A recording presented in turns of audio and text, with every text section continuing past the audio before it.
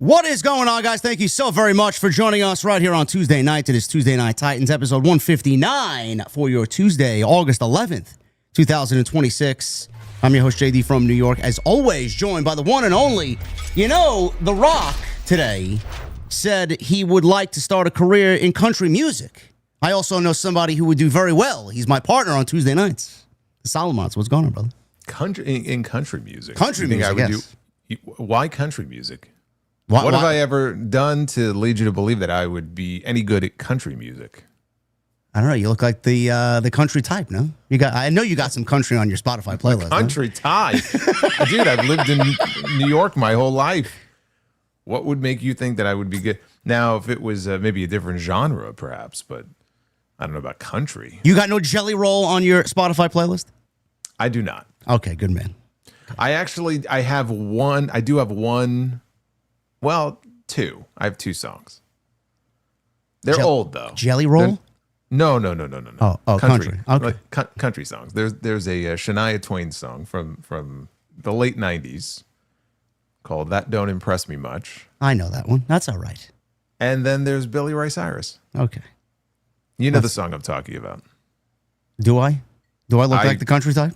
You've never heard of "Achy Breaky Heart"? Oh, I've heard that one. Yes. Of course. Come on, it's a classic. I mean, the 90s is all right. You could get away with that. Anything nowadays is questionable, Beyond Jelly Roll, I'm not sure I could even really name any current country artists. I don't even know what type of country music exists today. I think there's like some country rap rock hybrid now thing going on. I don't know what's going on. Sure, I'm sure there is. I couldn't tell you who the artist is, though. I mean, I may have heard it, but I couldn't put the name with the face. I don't even know the names. Well, I am not actively seeking this out either, so that could remain where it is. But thank you guys very much for joining us here on another Tuesday night. We got a lot lined up for you. It was a moderately busy week. We got a lot of smaller stories coming into tonight's show. Obviously, we'll talk about all of the happenings on Raw and SmackDown. We had a lot of great promo work on Friday night with Punk, Owens, Orton, Cody. We'll talk about Chelsea Green and the broken Orbital Bone situation and the ridiculous comments that Road Dogg made after the match was over, which I don't know if Jason's seen, but they basically... I don't follow the Road Dogg, so I did not see these comments. So, we'll have fun with that. Why she lost, which is ridiculous, and we'll rant about that. Also, on Monday Night Raw, we had the tournament to crown a new number one contender, Lucha tournament for Roman Reigns in the World Heavyweight Championship. Obviously, Jason talked about what he thought would be the best course of action last week here on TNT, and we will probably double down on that because it just makes the absolute sense. So we'll go over that. AJ Styles and his son Avery in some online internet bullshit with a veteran of the Indies coming out of GCW, where Avery wrestled two matches this past SummerSlam weekend, I believe. You know what? I lied. I do have a third song on there. Okay. I do. I have Shabuzi. I do like his music. Oh, okay. Oh, I've heard of him. Yeah. I don't know what he sounds like though. Yeah. No. He would be like the current, like more modern day one that I would say I'm a fan of. And when do these songs get consumed? Are these gym songs? Typically. Yeah. Okay. That works. If they happen to come on. All right. That 3's fine. You look on my Spotify playlist, there's 0. I don't think Jason wants to look at my Spotify playlist. I think he'd be like, who the fuck is this guy and why do I know him? Yeah, I mean, I would rather you just listen to the Linkin Park CD that I bought, which is still sitting in its plastic wrapping, I'm sure. It's right next to me here. I got it right here. I may actually put it on display in my office, just like as an antique. I saw a vinyl of the same record at Barnes & Noble today. I should have picked it up. Well, actually, you should probably just listen to the one that you already have. That's probably a better idea. It'll get done. I promise you it'll get done on my own time. Now you guys are mentioning Johnny Cash and Garth Brooks. See what we started? I started. Well, of course. Look, I mean, yes, there's Johnny Tim Cash. Tim McGraw. Oh, my God. No, Garth Brooks, actually, if I had to say like a favorite Garth Brooks song, was the title of the song Trouble? Trouble? Was that like the name of the song? Because that's the song that I always think of with him. And then of course there's always like, Friends in Low Places. Johnny Cash is a classic. Johnny Cash had a great, I mean, look, that song Hurt. In the later years of his life, like right before he passed away, he had that song Hurt. They used it in the video package when Eddie Guerrero passed away. Yeah, That's a great song. I don't mind Johnny Cash. I think Johnny That's Cash a Trent Reznor song. And I can't stand Trent Reznor. Well, be that as it may, when Trent Reznor listened to the Johnny Cash version, he was very emotional, and he said, it doesn't belong to me anymore. It's your song now. Oh, God. I think Trent Reznor is one of the worst musicians I've ever heard, honestly. Why? I bought a Nine Inch Nails album based on a recommendation from a friend in high school. I listened to one song. I threw it in the garbage. Bought it from FYE at full price back in the day. So you've only ever heard one song? You didn't sample it? And one Nine Inch Nails song, never again. Wow. That's how particular I am with my music, man. There's no 3 strikes and you're out with JD. No. One strike and that's it. You're on the shit list. One and done. But we got a lot to get into, guys, so thank you again for joining us. We'll also talk about AJ and Avery. We'll talk about, I think we have another story here. I think Triple H and his right-hand man has been terminated thanks to Ari Emanuel and Mark Shapiro. We got a lot of little stories. We'll get into it. We'll have some fun tonight, but thank you guys for joining us here on TNT. Before we get into anything, I just want to say on behalf of Jason, the outpouring of support that we've gotten for House of Glory and High Intensity, we were talking about it before we went live. It's nearing 80,000 views on YouTube. That is tremendous for a first time out on YouTube live streaming. And we want to thank everybody. And I know Jason and I were monitoring the chat while we were live and had some time in between matches to look at the chat. We had some $100 bombs, boots, donated a $100 bomb. I got Triple M, Guardian, Hula Grim. Some of you guys from both communities were there in the chat, so I just want to say thank you. I know that there were some audio issues. We are definitely working through it. It is definitely on a list of things to do. So regardless of that, I know Jason had a great time. I had a great time. Again, thank you very much for all that. Jason, is there anything that you really want to kind of hone in on from Friday's show, which was, it was kind of a dawning of a new era show. We crowned a lot of new champions on Friday. Anything that really kind of stuck out to you on Friday's show? Well, just how many people we had in the building. It was packed shoulder to shoulder. You saw it. It was standing room only, and we had up to 4,000 at the peak of the live stream. So, it was just really nice to see that many people, interested in being a part of that show. And like you said, new champions crown, new world champion crown, which was a great moment. If you're an HOG fan, then you've heard the name Joey Silver, who's, worked very hard and had this opportunity that kind of fell out of the sky. And he ends up winning the championship and ending the 400-plus day reign of our existing champion.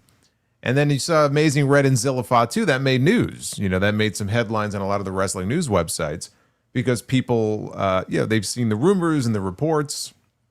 Zillafah too spotted recently at the WWE Performance Center. And I think everybody always suspected that at some point that was going to be the destination for him. Whether or not that ends up happening, that's a story that'll play itself out. But he'll be moving on to bigger things soon enough, and it's been very cool for us to be able to call his matches over the last 3 years and see that sort of maturation and in and out of the ring.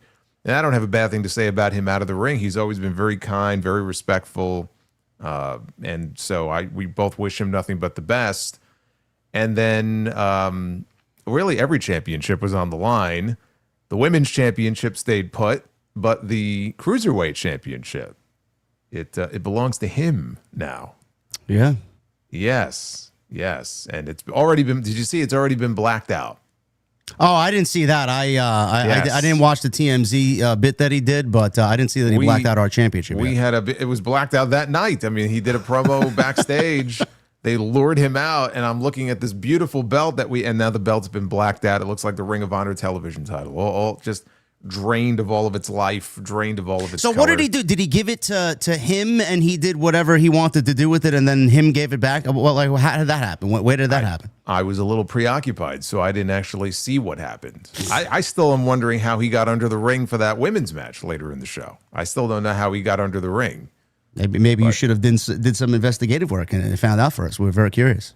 Well, I have other responsibilities. So I was a little bit busy that night. So I feel like there was a little bit of something for everyone on that show up and down the card. And hopefully, whether you were there live or you were watching on YouTube, hopefully you enjoyed it enough that you will continue to sample the product. We have our next show coming up September 4th. That's going to be in Los Angeles. So maybe we'll get to see some of you guys there. We'll have an announcement soon enough about how you can stream it. It went very well on YouTube.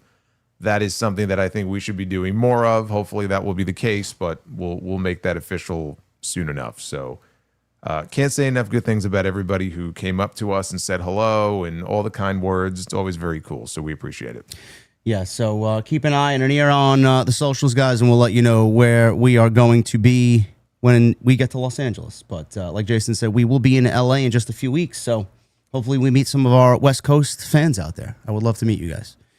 If you guys want to follow Jason on social media and on YouTube, everything you need for him is linked down below in the description. He also uploaded earlier than normal today a new episode of Uncrowned, which I listened to during dinner preparations today. So go check that out. Also, Coach and I, we did our show this morning. There will be no 2 count next week. Coach has family duties, so we're taking the week off just to give you guys a word of warning. Great show today. Go check that out as well. Super chats are open, and they will remain open throughout the duration of this show. It's the best way to support Jason and I. Likes, let's try for 1,000 likes. That's the goal. I know some of you guys are watching NXT. Hopeful that Zilla actually makes his debut tonight. I've seen some people talking about that. We'll keep an eye and an ear on for that as well. And please go and leave a comment. All those things. Likes, comments helps us out tremendously, and we love being in the YouTube algorithm. All right, my friend. It was a very interesting week. What do you want to talk about? It was the best of times. It was the worst of times. Let's take it back to Friday, because we were a little bit busy. We didn't get to watch SmackDown live that night, so I know you went live the next day. Yeah. I talked about it on Sunday, so we'll start there, I think, and we'll start with the CM Punk and Kevin Owens stuff, because I'm pretty sure that both of us are in agreement that was the thing that we were looking forward to the most on that show. That first interaction between Punk and Owens. Owens is now the #1 contender for the championship, and not a lot of love lost between these two going back many years. They have never, I don't believe ever, anywhere, have they had a singles match. Ever. This is the first time ever. I believe so. Wow. So this is going to be a first time ever encounter. We have a date for it now. It's going to be in Toronto on August 21st. Toronto being the last place that Kevin Owens wrestled. That was at Elimination Chamber last year against Sami Zayn. Not hard to imagine he'll be the fan favorite in the building that night. I very much enjoyed this first interaction. I feel like I had the opposite reaction that I had to when Cody and Punk had their big face-to-face coming out of Saturday night's main event. Well, yeah. I mean, the sheer difference is Cody and Punk, even though they feel like they should have this tremendous history, they don't.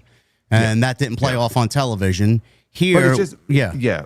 I was just that felt very. It just felt forced to me. Yeah, it felt empty. Yeah, this didn't. This actually, as I'm watching these two, and even when they're like talking to each other and they're kind of off mic before the promo started, this felt a lot more real, I guess you would say, than that did. Like, you can believe that these two, especially Owens, doesn't really like Punk. It comes through that way. And so that was the big difference, in my opinion, between those two segments. Yeah, well, before that, Cody was out there with Punk, and basically Punk told him, just say when, because Cody insinuated that Punk maybe knew about Randy Orton coming in and interfering at SummerSlam. Punk said, I had nothing to do with that, nor did I even know he RKO'd you. So Punk said, just say when. Kevin Owens then came out, and Nick Aldis was immediately out there with referees and producers and officials just to try and stop them. And before I get into that and where I wanted to go next, we got a bomb. We love those bombs. Zeno Zero with a $100 super chat. Look at this. A TNT for my birthday you guys shouldn't have. Turned 25 today, guys, and really doesn't feel that special. But question for both of you.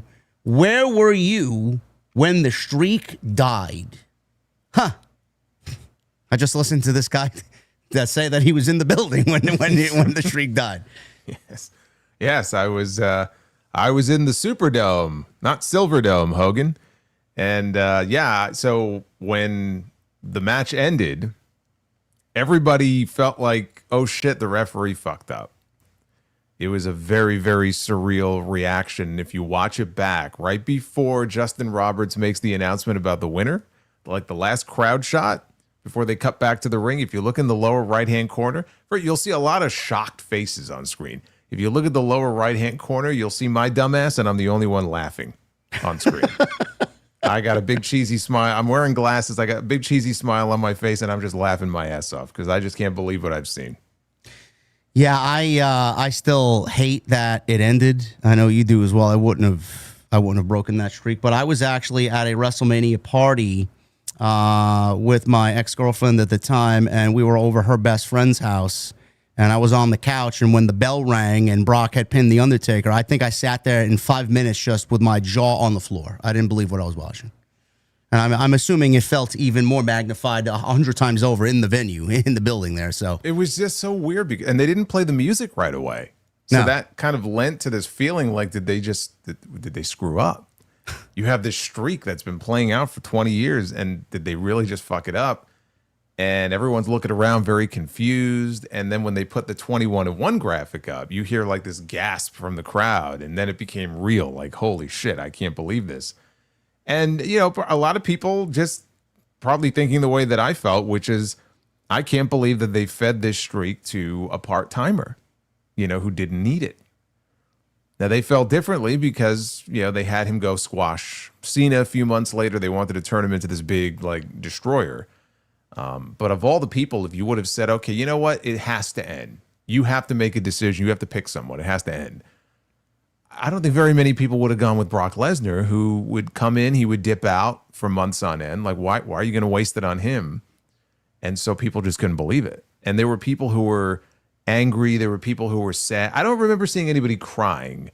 But, like, if you remember when they zoomed in on the fan reactions, people, like, put their hands over their face. They were, like, exasperated. Just looking around my section, like, everyone's face was like that. And you just felt like, oh shit, this is a moment right here. I may never experience anything like this at a wrestling show ever again. No. So it was cool to be a part of it, but I hate that it happened. It never should have happened. There will never be another streak like that ever again. No. In wrestling history, ever. What Jason was a part of is going to be a one and done. That's it. Never going to happen again.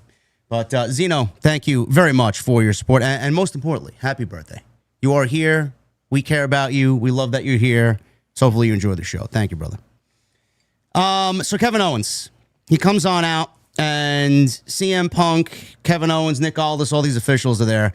CM Punk tells Nick Aldis, don't worry, I'm going to be professional about it. I can handle it. Are you here to claim your title shot? I mean, I see you're dressed to wrestle. You're in your gear. And then Kevin Owens says, well, first of all, I wrestle in shorts, not pants. So that was their little dig at that 20 years ago T-shirt incident in Ring of Honor that Jason told us about last week. So Owens goes on to say that he's been out for 17 months and he wants to get back at it again.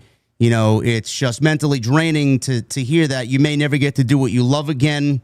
And he goes on to say that all I heard was that Phil was a changed guy. You got to believe in him. You know, he's a different guy. He's a new guy. And I never bought it, he says, not for 1 second. And you're out here proving me right by having the arrogance to tell Cody that you're going to give him a title shot. Meanwhile, you're just glossing me over. And CM Punk is getting closer and closer to Kevin Owens, and he's right in his face. And he goes on to say basically what a lot of us have been saying, Jason, for, I would say, a better part of a decade plus, definitely more than that. CM Punk and guys like CM Punk, what they did and what they did for the business in the industry, especially in the culture of WWE, without guys like Punk, he was basically saying, without me, you wouldn't even be here. And I always reference Bryan Danielson and the Yes Movement and the fact that Punk and Bryan should have absolutely main evented WrestleMania when they were at the height of both of their WWE careers before Punk was fired.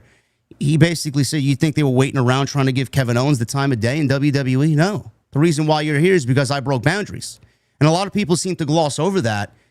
And the fact that guys like Punk and Owens and Bryan, and you see the wave of new talent coming on in, they more resemble what those guys are. And the guys that Vince used to push, the 6'8", 9, 10, 320 pounders, those guys are like Bigfoot now. They're like an anomaly. So when Punk says that, I mean, even though Kevin Owens stands on his own against anybody on the microphone, it's tough to disagree with CM Punk when he says something like that to Kevin Owens.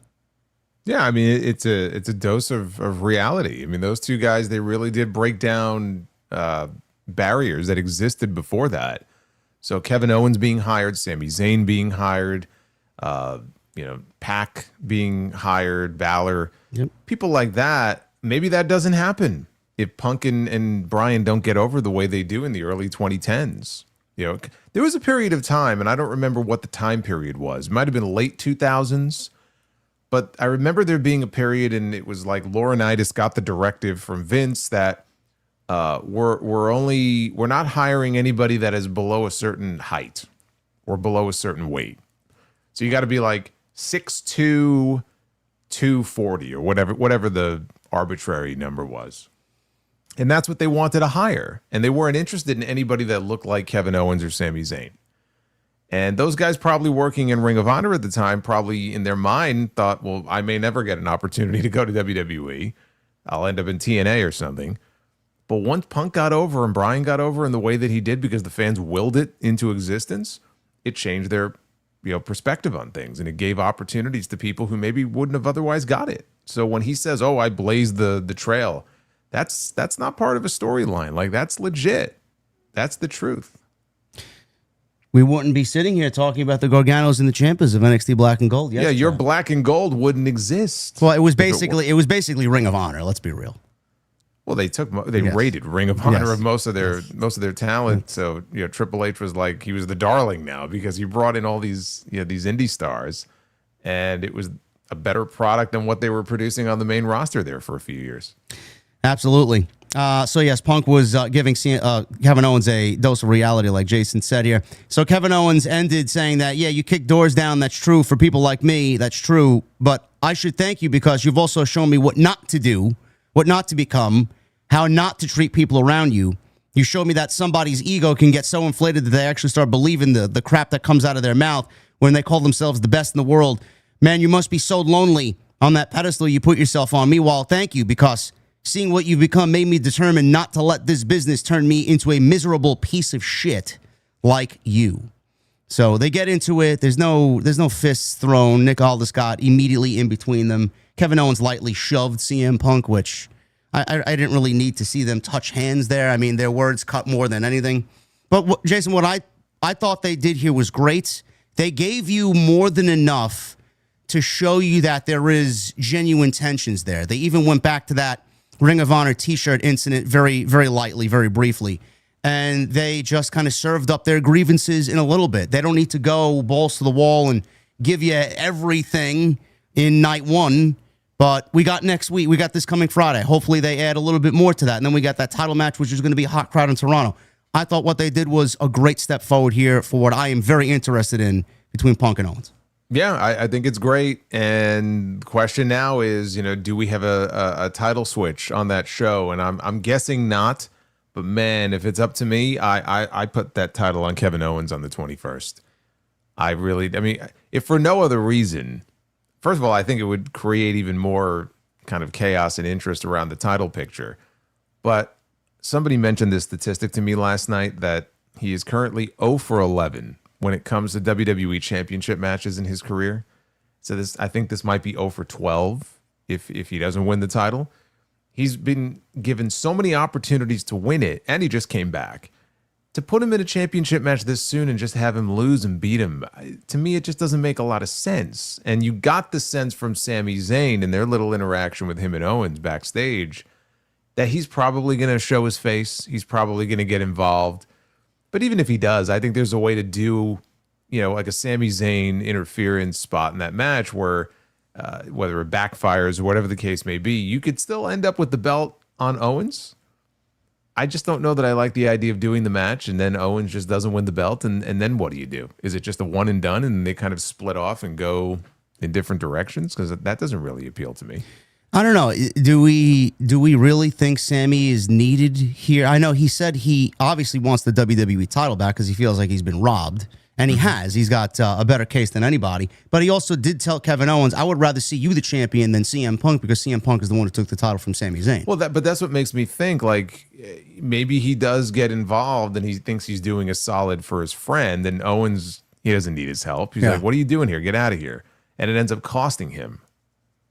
And he can blame Sami Zayn for why he didn't win the WWE Championship, and then we end up getting something with Owens and Zayn. And it's like, okay. I mean, we've been there, done that. And then where do you go with Punk? That finish doesn't really appeal to me. But you have to imagine that Sami's going to be involved in some way. I mean, they've kind of telegraphed it, have they not? Oh yeah, I mean, I think he's going to be hanging around for as long as they have this main event scene as hot as it is, for sure. I mean, he's definitely part of that group. And the main event scene on Friday night, I mean, they're all going after the same thing. Owens wants the title. Sami wants the title. Cody wants the title. Randy Orton wants number 15. Gunther wants the title. Finn Balor, I don't know where he is. I mean, I would assume he wants the championship. Regardless, there's a lot of guys, a lot of top guys on that show that want the same thing, and they want to be a world champion. So, I mean, I don't remember the last time that a WWE show had that much top-tier talent all vying for the same thing, creating chaotic television. I mean, CM Punk better hope that Haku doesn't want a title shot, because if he wants a title shot, it's all over. It's ball game. That's it.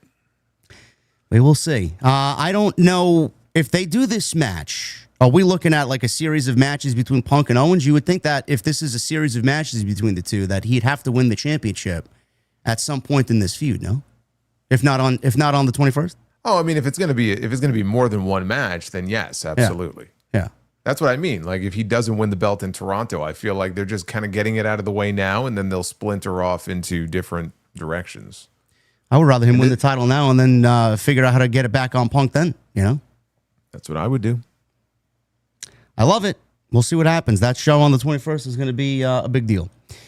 So moving on for the rest of the show on SmackDown. Again, it was a very promo-heavy show, which is great because of the guys that we had on the show administering the promos. But when you look at a SmackDown show at 3 hours and a loaded roster that isn't even being, I would say, half utilized and only 3 matches, you start kind of questioning things all over again, even though some of the stuff that existed on the show was good. 2 hours, sorry. Where's my fucking mind at? Holy shit, Yeah. 2 hours. Did I miss an hour of the show? I mean, did I miss something here? We don't want to go back to 3 hours. You trying to will it back into existence? Soon enough. Corbin and Trick Williams for the United States title. I thought they had a better match than they did at SummerSlam, but I said this on my stream on Saturday afternoon. Can we get Baron Corbin with like an actual title that's not white and furry and fuzzy? Yeah, I was very disappointed that it wasn't shaved clean. No. I was hoping that maybe he would come out with those Brutus Beefcake giant shears, and he would just at least tease the idea of getting rid of it, and they didn't do it. I mean, this is the second time now that Trick Williams has lost to Baron Corbin. I didn't see that coming. The good news, though, is that Corbin was jumped in the back by Carmelo Hayes, who lives. Yes. He lives. He found his way to the arena. And so they're in Boston next week. And I think he grew up nearby. And so it's kind of like a homecoming for him. And they're going to have their championship match next week. Does Trick get involved? Does Trick show his face? He's been hit in the head twice with the belt. I don't think he's going to let that lie. So, I mean, we'll see. I'm certainly not expecting the title to change hands next week. That's a title change I'm going to bet against. I don't see that happening. I mean, I'm just glad they're at least picking back up with Melo in this. I'm just wondering here, what is the plan with Trick? Now that he's been beaten twice by Corbin, what is the game plan here as far as he goes? I don't know. I feel like they may be positioning him to win Money in the Bank, and I would not. I mean, I don't know. He's obviously going to be at that level, but do we have to rush him with the Money in the Bank? I know you're against the Money in the Bank gimmick nowadays, but well, I mean, I'm only against it in WWE in terms of it's just we have 2 of them, and they've been doing it for 21 years now. I mean, dude, it's you just get to a point where we've seen every type of cash-in that we could possibly see, and sometimes I just feel like the way they do it is just very lame. You're not proposing though that Trick is going to win Money in the Bank to cash in on Corbin for the No. US title. Okay, all right, okay. I'm afraid that WWE is going to give him the Money in the Bank and then propel him into the main event scene. I don't think he's really ready for that yet because look how stacked it is. Well, I mean, even if he won Money in the Bank, they're not propelling him into the championship scene just yet. I mean, now I can't see them doing it this year. He doesn't really fit in that scene right now. No. I have to think that the plan is to come back around to Punk and Cody probably in time for WrestleMania. I don't see where Trick fits into any of that. So even if he was to win the briefcase, he probably would hold on to it for a while. Or, I mean, I guess there's no rules anymore. He could always just cash in for the other belt. But yeah, I don't see a spot for him there right now. That seems like too much too soon to me. I don't think he's ready for that just yet. Well, Melo's back on television. They're in Boston on Friday, so that match is taking place with Corbin on Friday. Let's hopefully see Dragunov back on TV soon. I'd like to see him back on TV. I don't know where he is. You're still on that? Yeah. I don't even mention his name anymore because there's no point in doing so. He'll be back when he's back. I don't know what's going on. I don't know why he's missed most of this year. He got eliminated from the Royal Rumble from Brock Lesnar, and you would think that he got eliminated from life in Saudi Arabia. It's like he was still left there. Well, it still makes me laugh though that there were people who were defending that as being a good thing. Like he got the rub from interacting with. Got the rub. Brock no sold every chop that he threw at him. That's. There's always people out there who are willing to rationalize even the dumbest of ideas. So I did see some of that. But I mean, how much longer was he around after that before he vanished? I want to say he was around until maybe. Did he even make it into March? When was his last match? I don't know. The last time I saw him was him interacting with Melo because Melo was going after the U.S. title. And he mentioned something about needing to find himself and kind of basing his beliefs off his mother. Remember that? Like, my family grew up a certain way. And, my mother told me this. My mother told me that. I got to go find myself. I do remember that. But didn't he find himself? He rediscovered his, like, inner, Mad Dragon? The Mad Dragon within, and then he lost, right? I think he had another shot and he lost, and maybe after that he disappeared, and I don't know. Maybe he's still searching for himself. I don't know. They got a loaded roster that half of the roster's not even being used. So. Oh, okay. Andre the Giant Battle Royal says Tay. That was the last time we saw him. Oh, really? I don't even remember who eliminated him. Yeah, I have no fucking idea who eliminated him. I'm sure someone in the chat will let us know. Speaking of making assumptions, we had Chelsea Green. And some of the excuses I saw this week coming out of Friday were ridiculous as to why Chelsea Green lost, with people defending Chelsea Green losing her first match as world champion. So we had a Chelsea Green championship celebration that was basically interrupted by Fatal Influence. Now, she wanted Tiffany Stratton out there to toast strong female friendships. Chelsea was celebrating, but Tiffany wanted to talk about something else, which we never really got to because Fatal Influence interrupted this segment. So JC Jane, Laney Reed, and Fallon Henley are out there, and we come to a decision that JC wants the United States Championship, and Tiffany is willing to do that, but Tiffany said, well, if you give us a tag team title opportunity tonight against your girls, we'll figure out a way to get you a United States Championship match. So that's the way things kind of went down on Friday. So if Fatal Influence won over Chelsea and Tiffany, then JC gets a shot at Tiffany Stratton in the United States Championship. So we get this tag team match, Jason, which never should have taken place, to be quite honest with you. They should have just stuck with the celebration. And in the end, we get Fatal Influence hitting their Fatal Flaw tag team finish. Now, this is, if you guys remember the Garzas when they were on SmackDown, they used to do this like off the top rope. They used to propel their opponent above their head and drop them off the top rope. This is basically a miniature version of that. It's the same premise. They lift their opponent up over their head and they kind of twist them down on their back. Chelsea Green, in the process of taking this move, broke her orbital bone.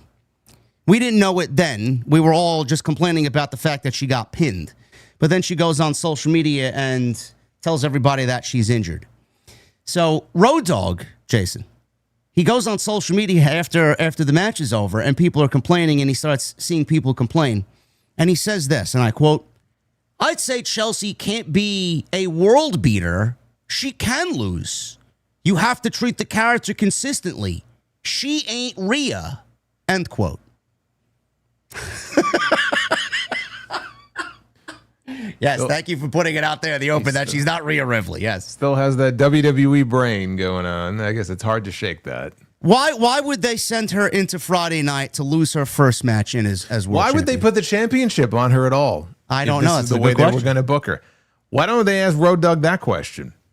Maybe Road Dogg wasn't even in support of putting the belt on her in the first place. At least then I would understand his point of view.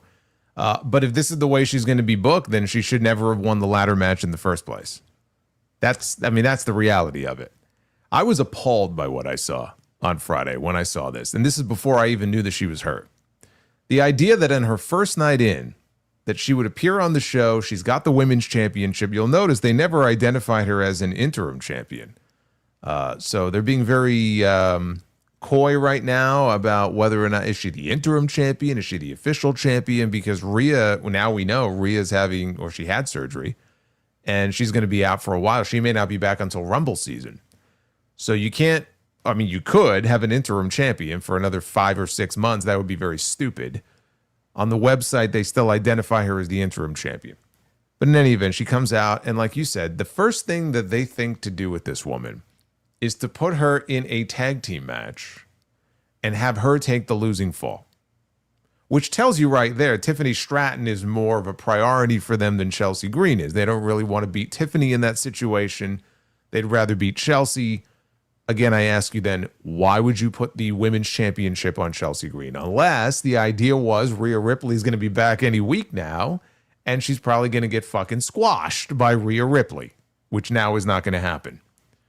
So they got to figure out a plan B as far as, oh shit, how long do we want to keep this belt on her? Who do we want to transition the belt to? And so they got to figure out what they're going to do. But if that's how you're going to book your women's champion, her first night in on TV, and she gets pinned by Fatal Influence, by Fallon Henley, and I like Fallon Henley, but Fallon Henley is one half of the women's tag team champion. She has never been positioned as a world championship contender or a U.S. title contender. By what we saw Friday, when Chelsea is healthy and ready to get back in the ring, the first person who should be getting a championship match is Fallon Henley. Yeah. Right or wrong? No, you're right. It's never going to end up that way, though. No, of course not. So then learning that she got hurt was just the cherry on the shit Sunday to this whole thing, because now your interim champion is hurt, and we may need an interim champion for the interim champion. Although hopefully it doesn't come to that. So the whole situation, the booking sucks. The injury sucks. And now they're in a real pickle because they have to wait and see how serious of an injury it is. How severe is it? Is she going to need surgery? Hopefully not. And if not, you don't have to take the title off of her.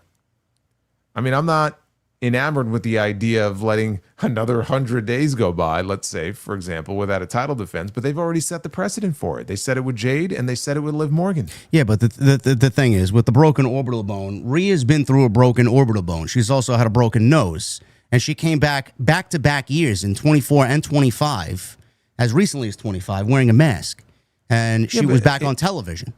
So if Chelsea Green doesn't need surgery, then get her a mask and have her not relinquish the championship so we don't have to go through this again. Well, that's what I mean. It all depends on the severity of the injury, which I would imagine they'll have a sense, if they don't already, they'll have a sense very soon. Okay, is she going to be able to get back in the ring, let's say in a month, right, with a protective mask on? And if so, maybe that's what she'll do. And for Chelsea, that kind of gimmick would fit perfectly. And Chelsea, was Chelsea the one who had the bedazzled? Yes. Okay. Yeah, she broke her nose. That was after the Zelina Vega Saturday Night's Main Event match. Yes. Well, she's broken her nose 5 times. So, she's been through similar situations like this before. So, yeah, you can always do that gimmick and get away with doing that. So, hopefully it's not too bad, and hopefully they will not just strip her of the championship, because I think that would be, terrible. But it was just something watching this show. And again, I see what they're doing with her, and they're advertising a main event of Charlotte Flair and Jade Cargill.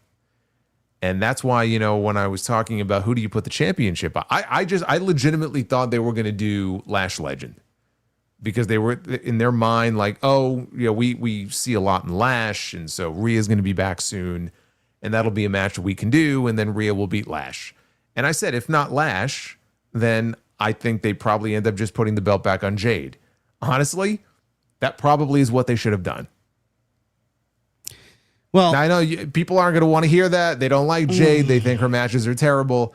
If we're being honest here, they probably should have just put the belt back on Jade Cargill if this is what they were going to do. WWE finds themselves in a very interesting situation. They got the championship on somebody that they don't really want the championship on, and they just did it for a moment for whatever reason, whatever their thought process was. They can't take the belt off of her immediately until we figure out what's going on here. And you look at what they did with Liv Morgan and look at what they did with Jade Cargill earlier in the year, 100 days without a single title defense. So it's like, if you're going to take Chelsea Green and relinquish the championship from Chelsea Green, meanwhile, we have two of these examples to go fall back on. It's like, I mean, why isn't she going to be afforded the same luxury? Like, I don't understand. They got themselves in quite the pickle here because no matter what they do, the fans are going to complain about it. You know? Yeah, and again, I mean, it's a mess of their own making to begin with. But unfortunately, you know, injuries happen, and hopefully it won't be too severe. You know, when she initially called out Tiffany at the beginning of the segment, you'll notice Tiffany was like, "Look, I have something I have to talk to you about." And then Fatal Influence interrupted, so we never found out what that was. And my sense of it is that maybe they were, and maybe they still will, but maybe they were going to tell a story where, you know, Tiffany wants a crack at the belt. And this all leads ultimately to a Tiffany Stratton heel turn, because I still maintain that she's better, you know, as a heel than as a babyface. So I wonder how this injury might affect whatever plans they were going to have with the two of them. Everything is just kind of up in the air right now. It is kind of weird, though, that that's back-to-back matches where somebody had, you know, broken bones in a match against Fatal Influence. So hopefully this is not the start of a trend or a streak. One time's a mistake. Second time, you got to start asking questions, I'm assuming. The thing with Chelsea is this fucking title. Chelsea's got a lot of character equity on the roster and on the show. The title in this instance, and I said this on Saturday when I was live, the title should be making Chelsea better. I don't know why they don't look at it that way. Like, what you did on Friday is make Chelsea look like a geek, and you made the championship feel worse. And if the championship was on anybody else, they wouldn't have done, or like a Rhea or a Charlotte, they wouldn't have treated the championship that way. So, like, going back to your point, why put her in this situation to begin with? Why even belt her at SummerSlam if this was the plan that you were going to do on Friday? I don't get it. Like you said, well, because they wanted a moment, you know, and they wanted to have the haha, you know, unreal Michael Hayes. You know, look, we put the belt on Chelsea. I mean, that's the first person that Chelsea brought up in the post show at SummerSlam was Michael Hayes. That's why they did it. You know, it was for a moment. I don't know that they had any real sense of like, okay, where do we want to go with this? And then Rhea having the surgery, again, that may have changed things too, because all the reports were that they were expecting Rhea to be back very soon. And then ultimately she had to have surgery, and now she's not going to be back very soon. Yeah. So that changes the whole dynamic. If Rhea is going to be back by the Rumble, I do not give Rhea Ripley the Royal Rumble. She doesn't need it. She's already got a title match coming to her. Come on. She's the early... there's always the Elimination Chamber, but like she's the early favorite to win the Rumble. Bro, she's got a title shot coming to her. She doesn't need either the Rumble or the Chamber. Oba Femi was supposed to have a title shot coming to him, and didn't work out that way. Yeah, okay. And he's probably going to win the Rumble too. Well, he gave up his like a dumbass, and now he's probably going to end up winning the Royal Rumble. Yes. At the end of this match, unfortunately, our collective hearts sank into our stomachs because Nia Jax attacked Chelsea Green and held up the women's championship. Poor Chelsea. She's got a broken orbital bone, and here comes Nia Jax. And the referee is like begging her, like trying to communicate to her, like she's hurt. Don't, like, whatever they were going to do, like don't do the planned spot. Just stand there and pose with the belt. So, yeah, I don't know wherever that was going to lead. I guess maybe we won't get it now. Good. That might be the only good thing to come out of this. So we just have to see on the severity of the injury, and I guess we'll get a better sense on Friday. If Chelsea's on the show, if she makes an appearance, or if they give some sort of medical update from the commentary desk, we'll find out at that point. But, here's hoping for the best. She's got to feel like shit right now because this was a huge moment for her, and then this happens. Yeah. So, like, mentally, that's got to really fuck with you. Oh, poor Chelsea. I don't know. Hopefully she's all right, and hopefully we'll see her back on television soon. Cody Rhodes, Randy Orton. This was the other big segment from Friday nights, face-to-face. A make-good for the terrible WrestleMania bill that they had because TKO wanted Pat McAfee involved. Cody Rhodes wanted an explanation as to why Randy RKO'd him at SummerSlam. You owe me an explanation, says Cody Rhodes. Randy Orton says, I don't owe you anything. Remember, back during the road to WrestleMania, you asked for the very best version of Randy Orton. In fact, you gave me permission to be the very best version of Randy Orton. You cocky, arrogant son of a bitch. You gave me permission to be me, a 14-time world champion, the Viper, the legend killer, so I played your game. So Cody goes on to say, right, the worst version of yourself. Where's the title now, Randy, seeing that you're chasing number 15? What are you talking about? I am not held to the standards of the championship anymore. I do not have to turn the other cheek. I don't have to turn the other eye. And then he goes on to say, Jason, I don't have to be the damn good guy anymore. Now, I saw some people while we were live at House of Glory on Friday, because I was looking at my phone, say that, oh, look, Cody's teasing a heel turn. He's going heel. I didn't really get that sense. I also don't think that's going to happen right now, and it should only happen with CM Punk.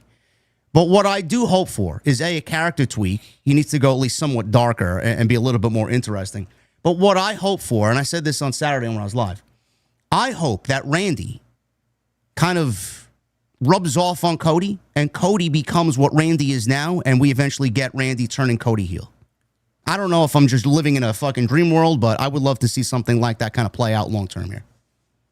Well, I thought you just said that you wanted, if Cody goes heel, you want it to happen with Punk and nobody else. Yes, I want Randy to kind of instill that in him, but I want him to ultimately turn against Punk. Yes. Well, I'm certainly pulling for a Cody heel turn. I was kind of holding out hope we would get it at SummerSlam, and it didn't happen. When you mentioned he should go dark. So he should really like go back to when like Bullet Club Cody, when he had the dark like brown hair. Yes. Yeah. Gotta go all the way. Yeah. You say dark, like literally. He should just like his hair should go dark and dress in like, dark colors. This was good. I didn't enjoy this as much as I did the Punk and KO stuff. I just think there was more there to their promo. This was pretty basic stuff. Everything Orton said made sense. Orton also said, I'm going to do everything in my power to make sure you never hold that championship ever again. And I'm like, good. That means hopefully that we're not going to even see Cody in the title picture until next year. We can all take a break. And again, with any luck, by the time he circles back around to it, he'll either be a heel or he'll turn heel at that point. But yeah, now they'll get sort of the chance to hit the reset button on what should have been a much better, I'm not even commenting on the match, just in terms of the feud and the build up to WrestleMania. It should have been so much better than it was. And it wasn't even their fault. They really got screwed over there. So now hopefully they have a chance, without the title at stake, to have the kind of feud that they want to have and that they should have been able to have earlier this year. And the title can be, dealt with between Punk and KO. It doesn't always have to revolve around Cody Rhodes and poor Gunther. I mean, I don't know where Gunther goes from here at this point, but to your point earlier, it's nice that you have a lot of people who are so focused on the championship, wanting to get the championship, wanting to get back in contention for it. You got 4 or 5 different people at the moment on that show. Again, not including Gunther, wherever he's going to go next. So it's good. It's good when the championship is really the focus of everything. That was one of the great things about what they were doing with MJF at the beginning of the year. And I think that we talked about that. Like, man, look at all these different people that are gunning for MJF, right? And his belt. Darby and Brody and Omega. It was like 7 or 8 guys, yeah. Yeah, Hangman, Andrade, like on and on and on. And I'm like, that's when the television is at its best, when it's focused on the championship and you have all these different people, all these different challengers, and they're kind of building it up in that way right now on SmackDown. So I like that. Cody also said to Randy, you're the last legend left in WWE. So my question to you is, who kills you? Yes, kill him, Cody, and then turn heel. That's what I'm hoping for.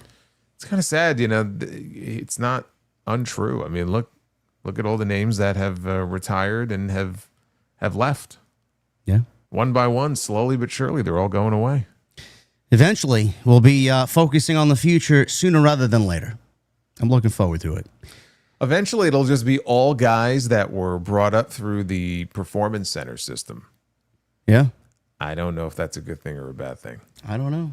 It's gonna You be lose that old school feel, and it's all just PC people. Yep. Yeah. Cherish Punk and Cody and Randy and KO while you got them. They're not going to be around forever. So, Shinsuke Nakamura, I want to mention this before we get to Tatum Paxley in the debut. Who do you think he's talking about here? I found this to be kind of like, okay, now they bring him back again for like an 8th time after several months away. And he says he's coming back no longer a one-man army because he's battling the MFTs and the Tongans now that they have Haku. Who do you think he's talking about? My first thought was Hiromu. Yes, because he's going to get majorly over on the main roster, right?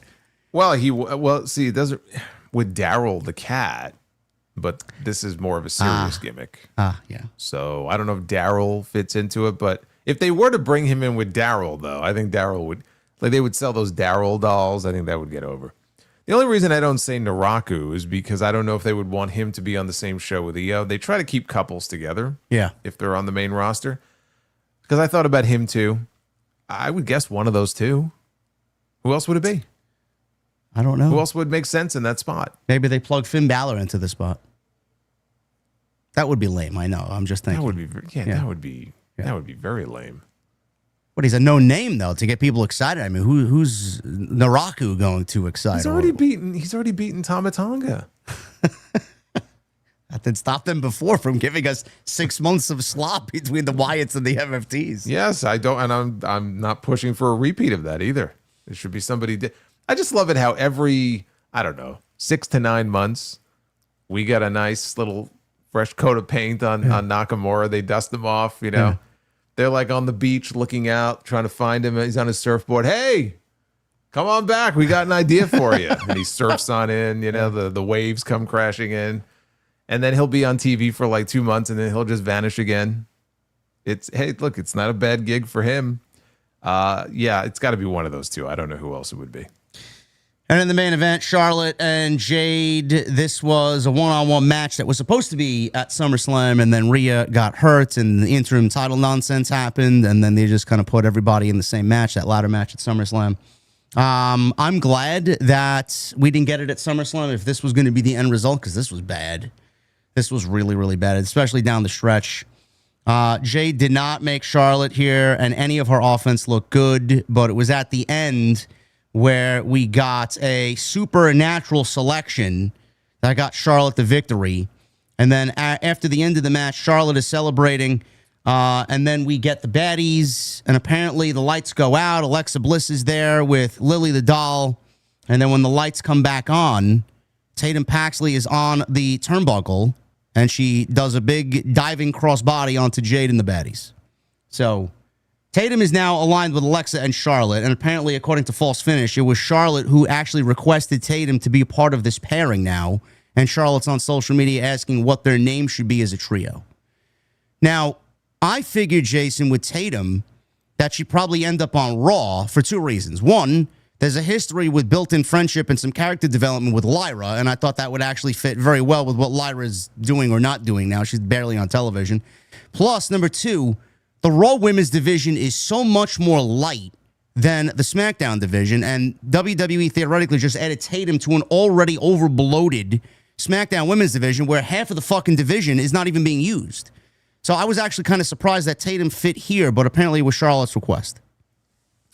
Yeah, I'm sure Kiana James would wish that Charlotte maybe would say a few words for her, because I've seen the two of them hanging out like in photos and whatnot. So I get the sense that they're friendly, and Kiana is just, I mean, she's just drowning on SmackDown. She's got a lot of upside too. She probably could use someone sticking up for her right about now. But you know that was my issue with this. I have no problem with Tatum Paxley getting called up to the main roster, and hopefully she'll get over. But I'm like, why are we calling up more women on SmackDown when you already have 3-4 other women on the roster who are not being used and they're being wasted away? You have Blake Monroe, who was joking with somebody on X. I saw this. You saw that. He was like, She does everything but wrestle. And she's like, well, why would you wrestle when you can be in the back or whatever eating fucking donuts with a fork? It's like, well, she just bought herself 3 more months in Alcatraz, so I don't know how well that's going to work out for her. yeah, so we're still waiting for her to come on SmackDown, come for her debut. And then you got Julia and you got Kiana and you got Jordan Grace, who's been a ghost, for most of this year.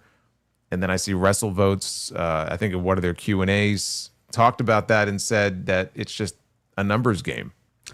You have an hour less of television. They have storylines for other women. They don't have room for everybody. They don't have room for someone like Jordan Grace. Well, then maybe move her over to Raw because, to your point, the Raw women's division could use some more depth as compared to SmackDown right now. But instead, they just have these women sitting around doing nothing. So wait, let's call up more women. Let's do that. They said that's Jordan, a great idea. Jordan Grace's absence from SmackDown is what again? It has to do with the fact that there's only so much time on a 2-hour SmackDown right now, and they have storylines for all of these other women, Charlotte and Jade and Chelsea and Tiffany, and Fatal Influence is getting more TV time, and it's a numbers game. There's no room right now for them to feature her. They have no ideas for her because all these other women are involved in storylines and they only have 2 hours now on Fridays. To which, my argument to that would be when SmackDown was 3 hours for the first 6 months of this year, they didn't have anything for her then either. So, I'm looking at this here on Cage Match. She wrestled 2 matches between April and June on SmackDown. SmackDown didn't go back to 2 hours until July. So even at 3, like you said, even at 3 hours, she got used twice during the whole road to WrestleMania season. Yeah, so the numbers game basically has worked against her entire run on the main roster so far, regardless of how long the television show is. They just don't want to book her. If they wanted to book her, they would. They would come up with a story for her and they would give her something to do. If you're not going to use her on SmackDown, if let's say there isn't enough time, why not give her a chance on Raw? Why does she have to be on SmackDown? I don't know. But if it's not an injury-related issue, there's no reason for her not to be working. I mean, this woman was the Knockouts champion. She was one of the top knockouts in TNA for the last 10 years, 15 years. And like Joe Hendry, he was a big deal in TNA. She was a big deal in TNA. They came over. Of the two, I kind of figured that at some point Hendry would kind of fizzle out just because I felt like they were only going to do so much with him. And they've still disappointed me. They've still... I don't know if shocked is the right word with his usage, but it's even worse than I thought it would be. With her, I never would have imagined that she would be in a situation like this where they're just not using her. And every time we hear about there being, releases are coming and everything, I mean, I'd be lying if I told you that her name wasn't, in my head like, oh, no, you don't think they would, do you? And it's like I never would have thought that way before. But now, if you're not being used, I always say it. If you're not being used, then you're someone who should be concerned. Yes. When those times come, because that's the low-hanging fruit that they'll get rid of first. And it sucks, but that's just the way it is. It's amazing. They used her when she was the Knockouts champion in the Royal Rumble. She was in NXT twice. She was in NXT. She had a big presence in that women's division. They called her up to basically just kill her dead on arrival.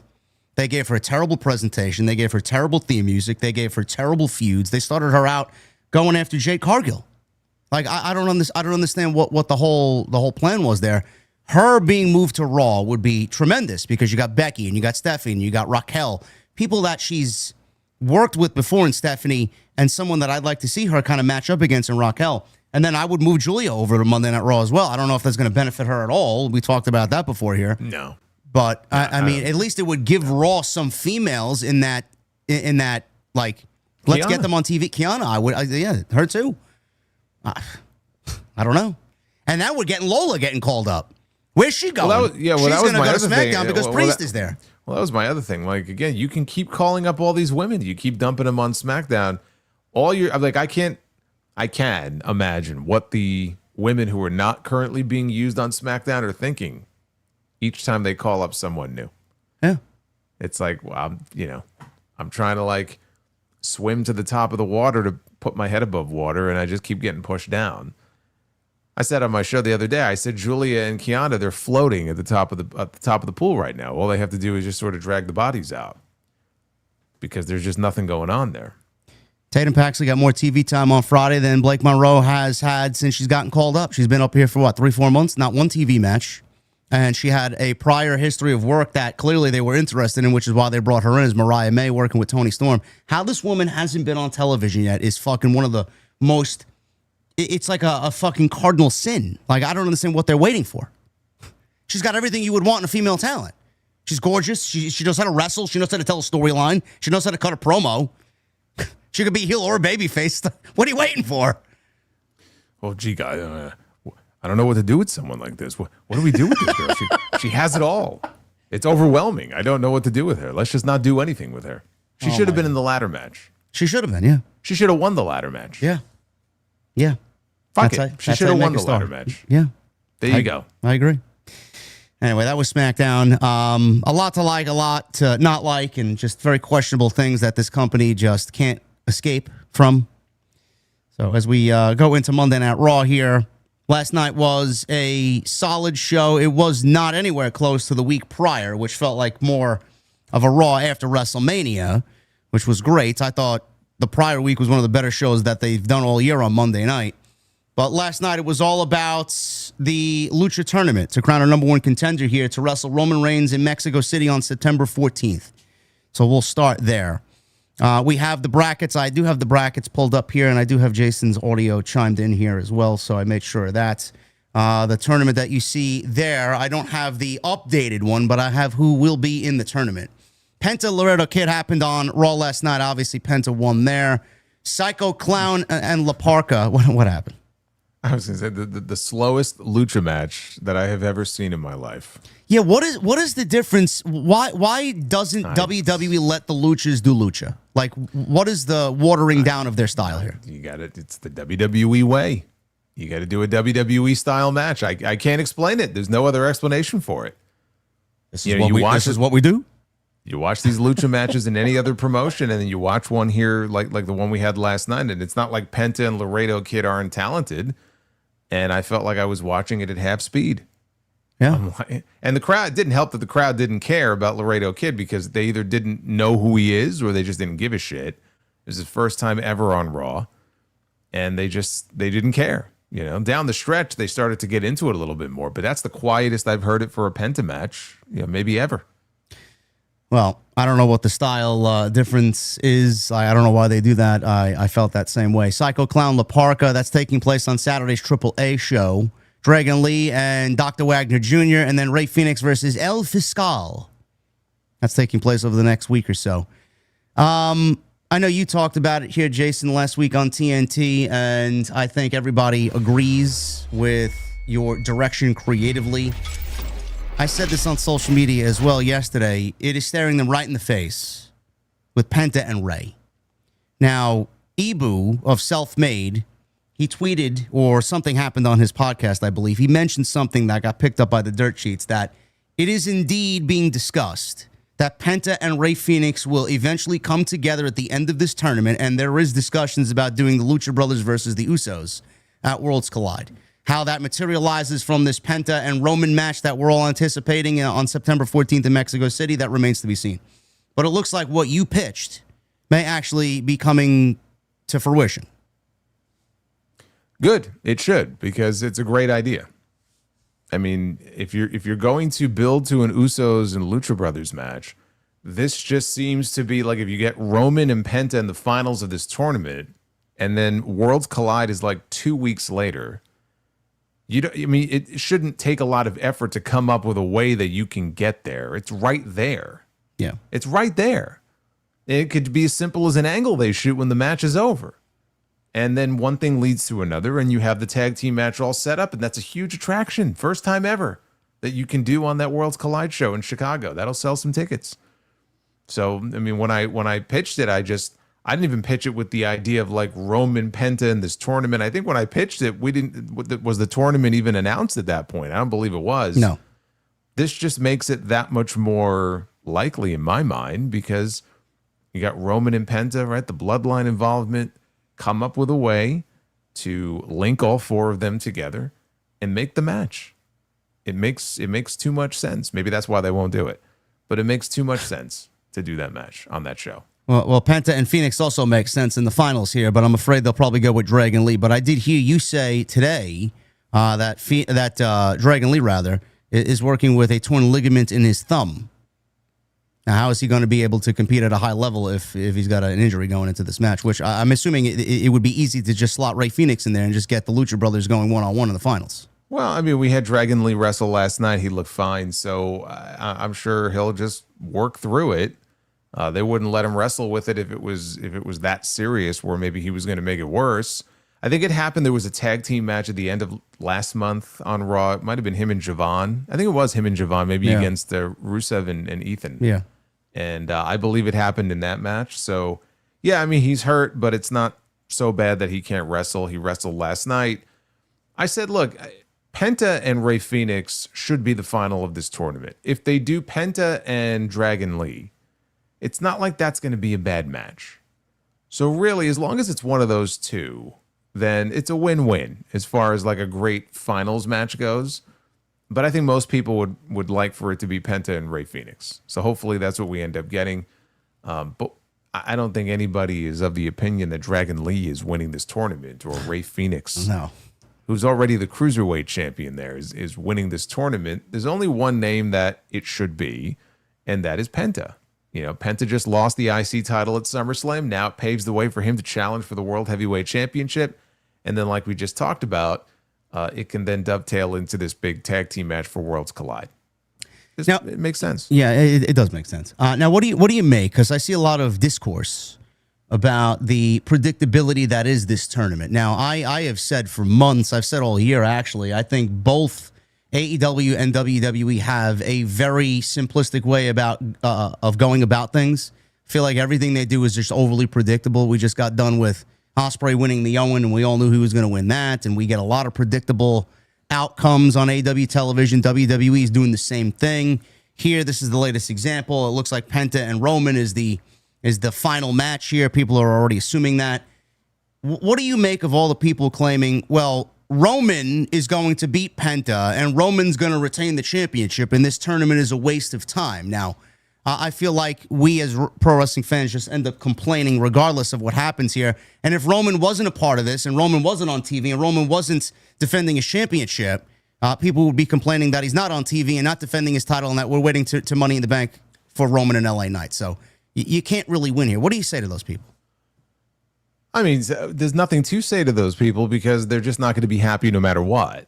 You know, there are a lot of things that you and I complain about, but like, when they announced this tournament, I said, I love it. I love the concept of it. I love the fact that we're getting a Roman Reigns title defense on television for the first time since he wrestled Matt Riddle 4 years ago. That was a great fucking match. Yeah, it was a great match. Did he spear him off of a springboard or something? Is that? Yes. I think there was, Yes.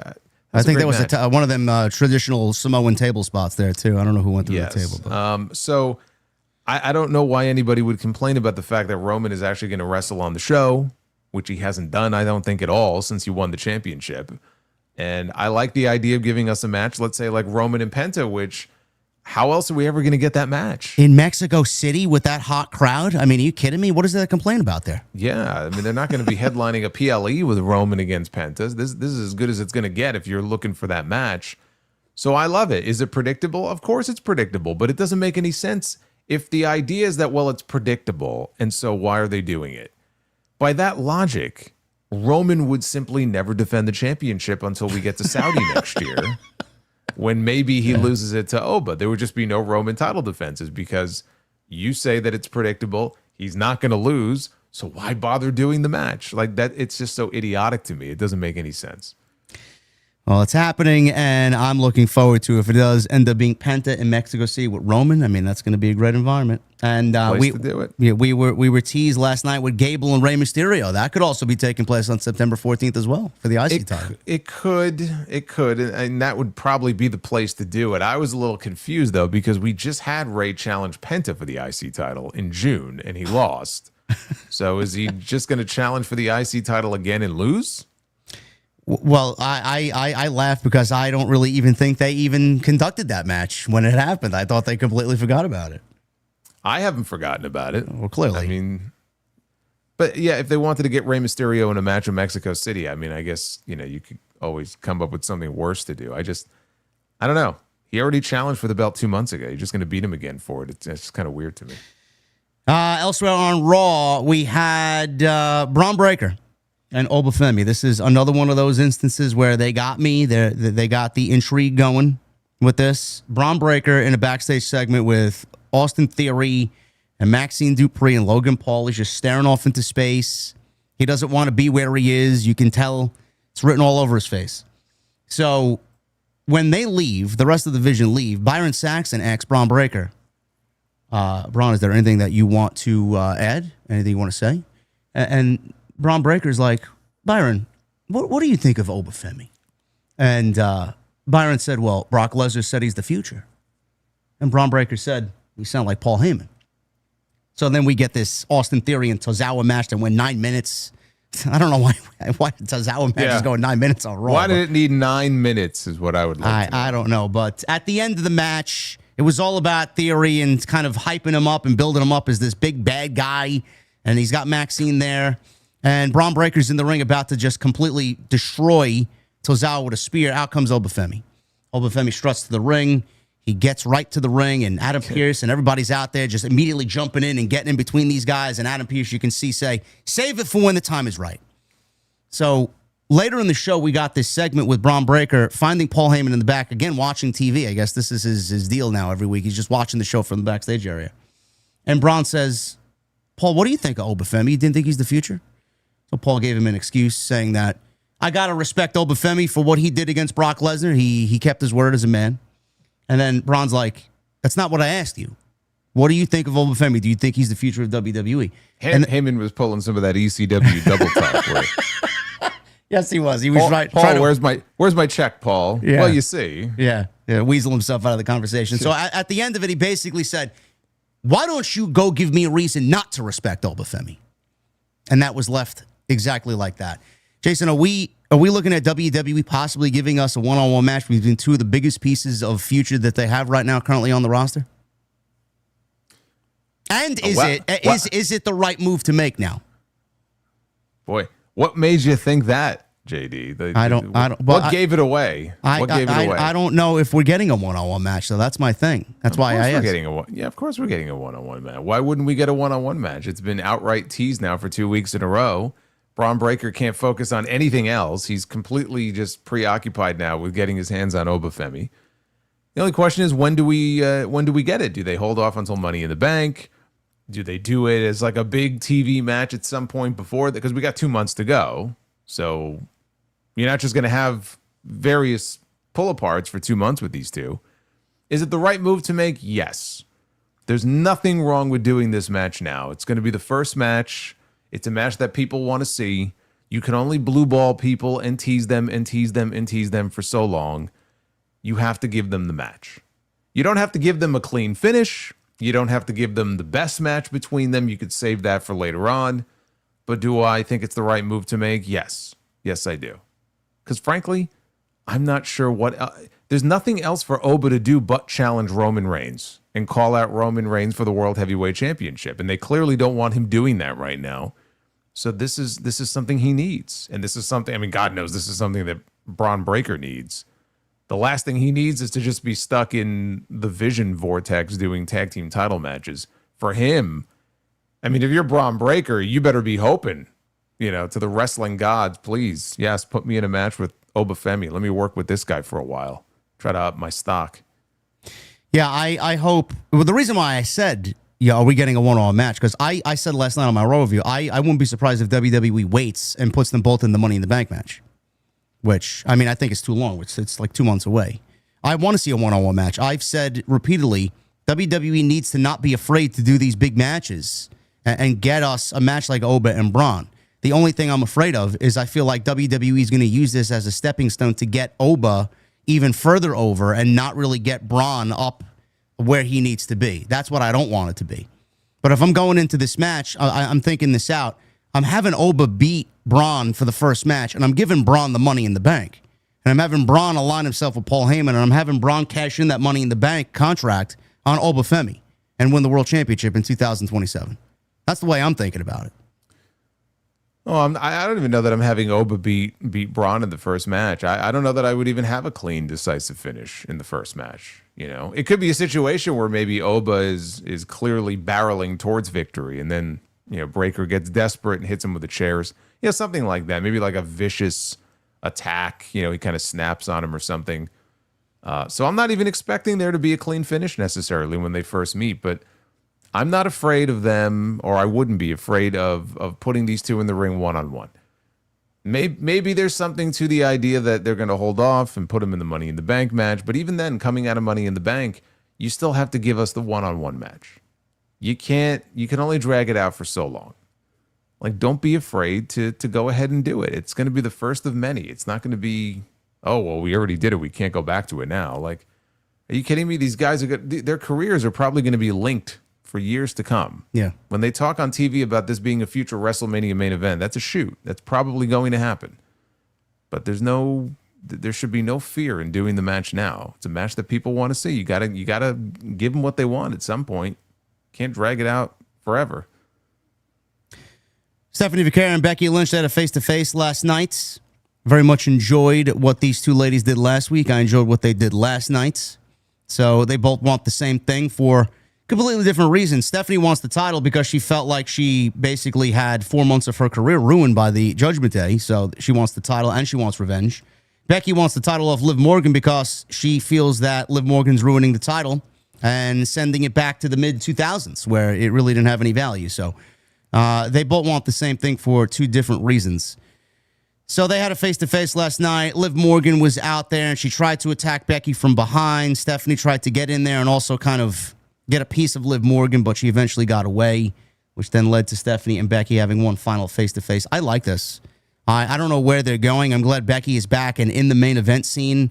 I'm glad Stephanie's back and in the main event scene. Liv, she's great at what she does. I hope that they continue to find challenges for her, but a Stephanie and Becky Lynch match has really got me interested, honestly. Looking forward to that one. Yeah, I mean, I'm just glad they have some depth, when it comes to the women's world title scene right now on Raw, because it had none for so long. So I think having both of them back at the same time, it just gives them a good shot in the arm. I don't know if one gets a shot first against Liv and then the other gets one, or if Becky and Stephanie have to fight first to find out who the number one contender is going to be. But it's great to have Stephanie back, and Becky being in the baby. I guess she's a baby face. I don't know. I mean, right now, Stephanie's a baby face. Becky cut a promo on her last night. Maybe she's more of a tweener, but they're basically both back as baby faces.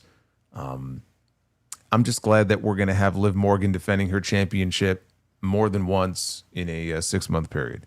That's an improvement over what we had at the beginning of this year. Yes.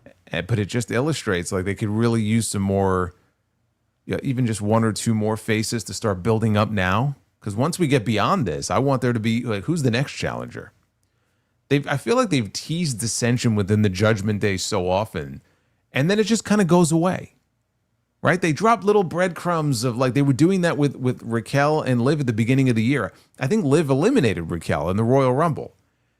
So there were, like, a few things that happened, and it makes you think, oh, well, maybe at WrestleMania, like, things are going to blow up between them, and maybe it's going to cost Liv the championship. But then it just gets quietly dropped, and they're like, okay, we're all back on the same page now.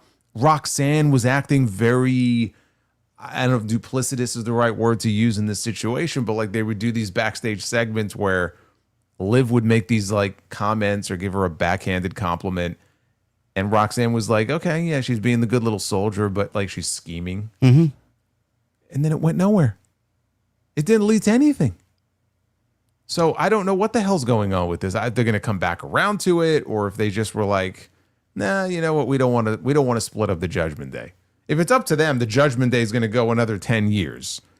I mean, the Judgment Day is like the Bloodline in that regard. They rely so heavily on these two factions on Raw that if you took them away, I don't know what Raw looks like. It's like a completely different television show. Well, I think they need to split up at least half the Judgment Day, and most of it is the women. Like, get them all separated from each other. Roxy's got to win Money in the Bank, and Raquel's got to be on her own. That solves a big problem right there.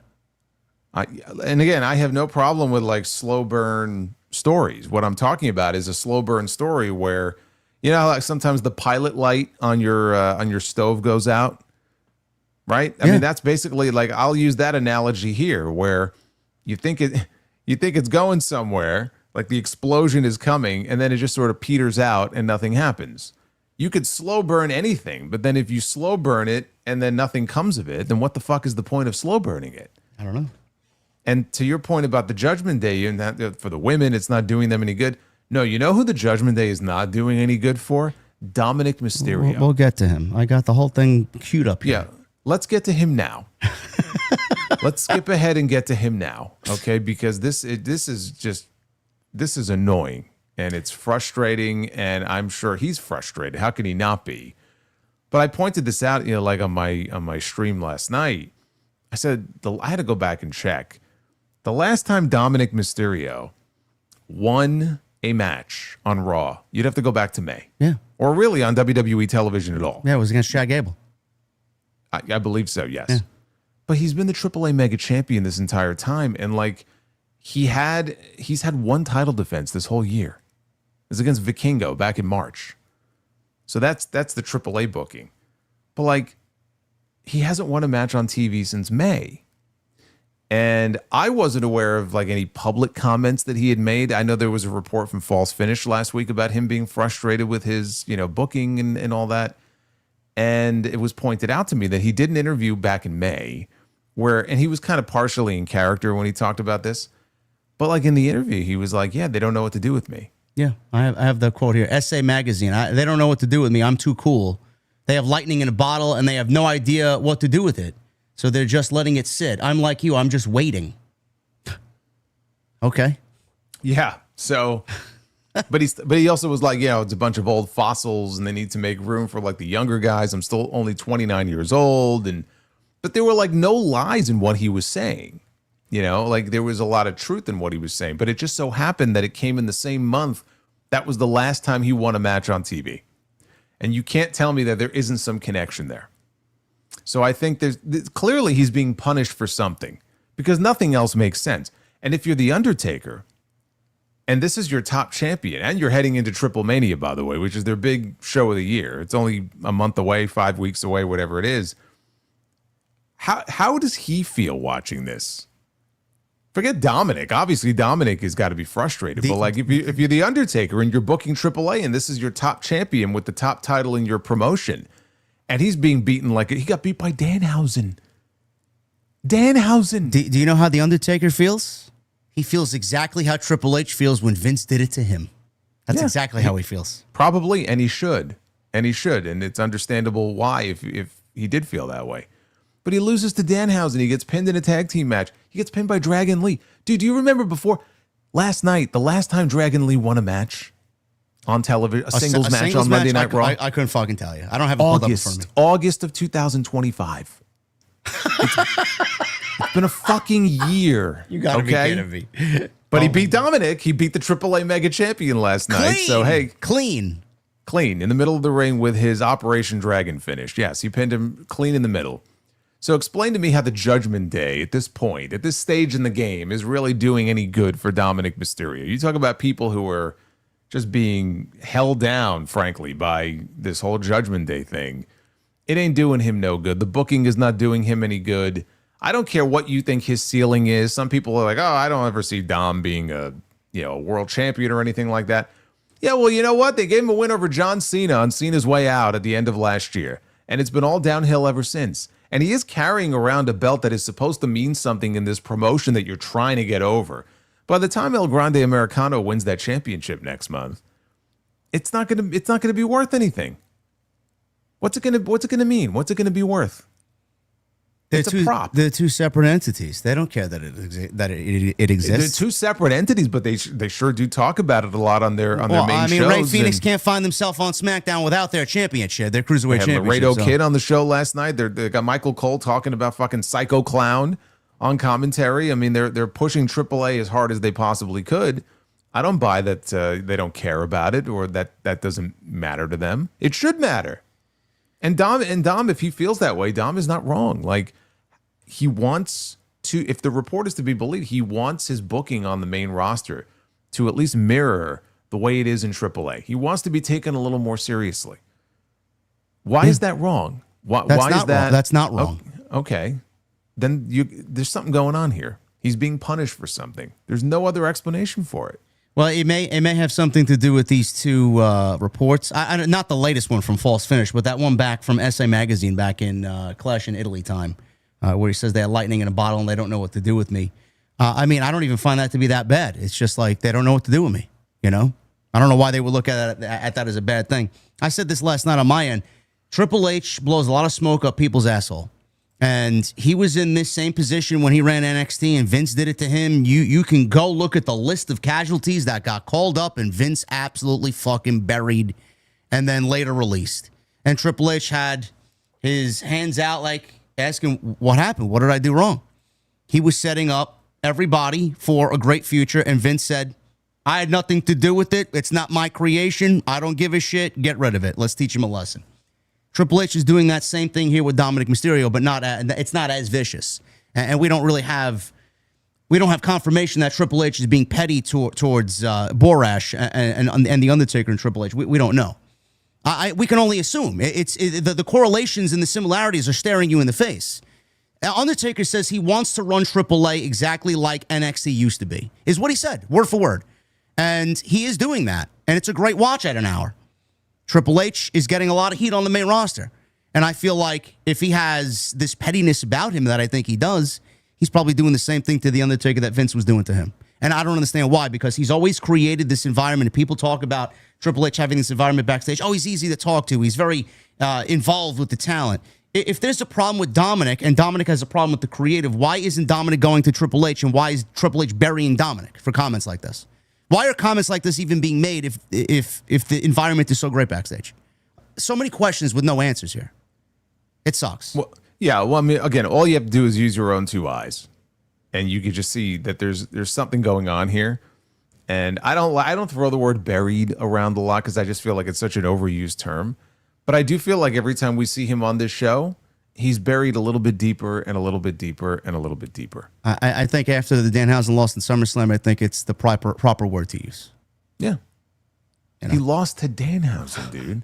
Did you see, you probably didn't, the commercial break segment with Danhausen last night? I saw it, and I saw Joe Hendry sing a song about him wanting all the belts. Did you see that one? Unfortunately, yes, I saw that one as well. Yeah. But like the Danhausen one, dude, it was so bad. I know.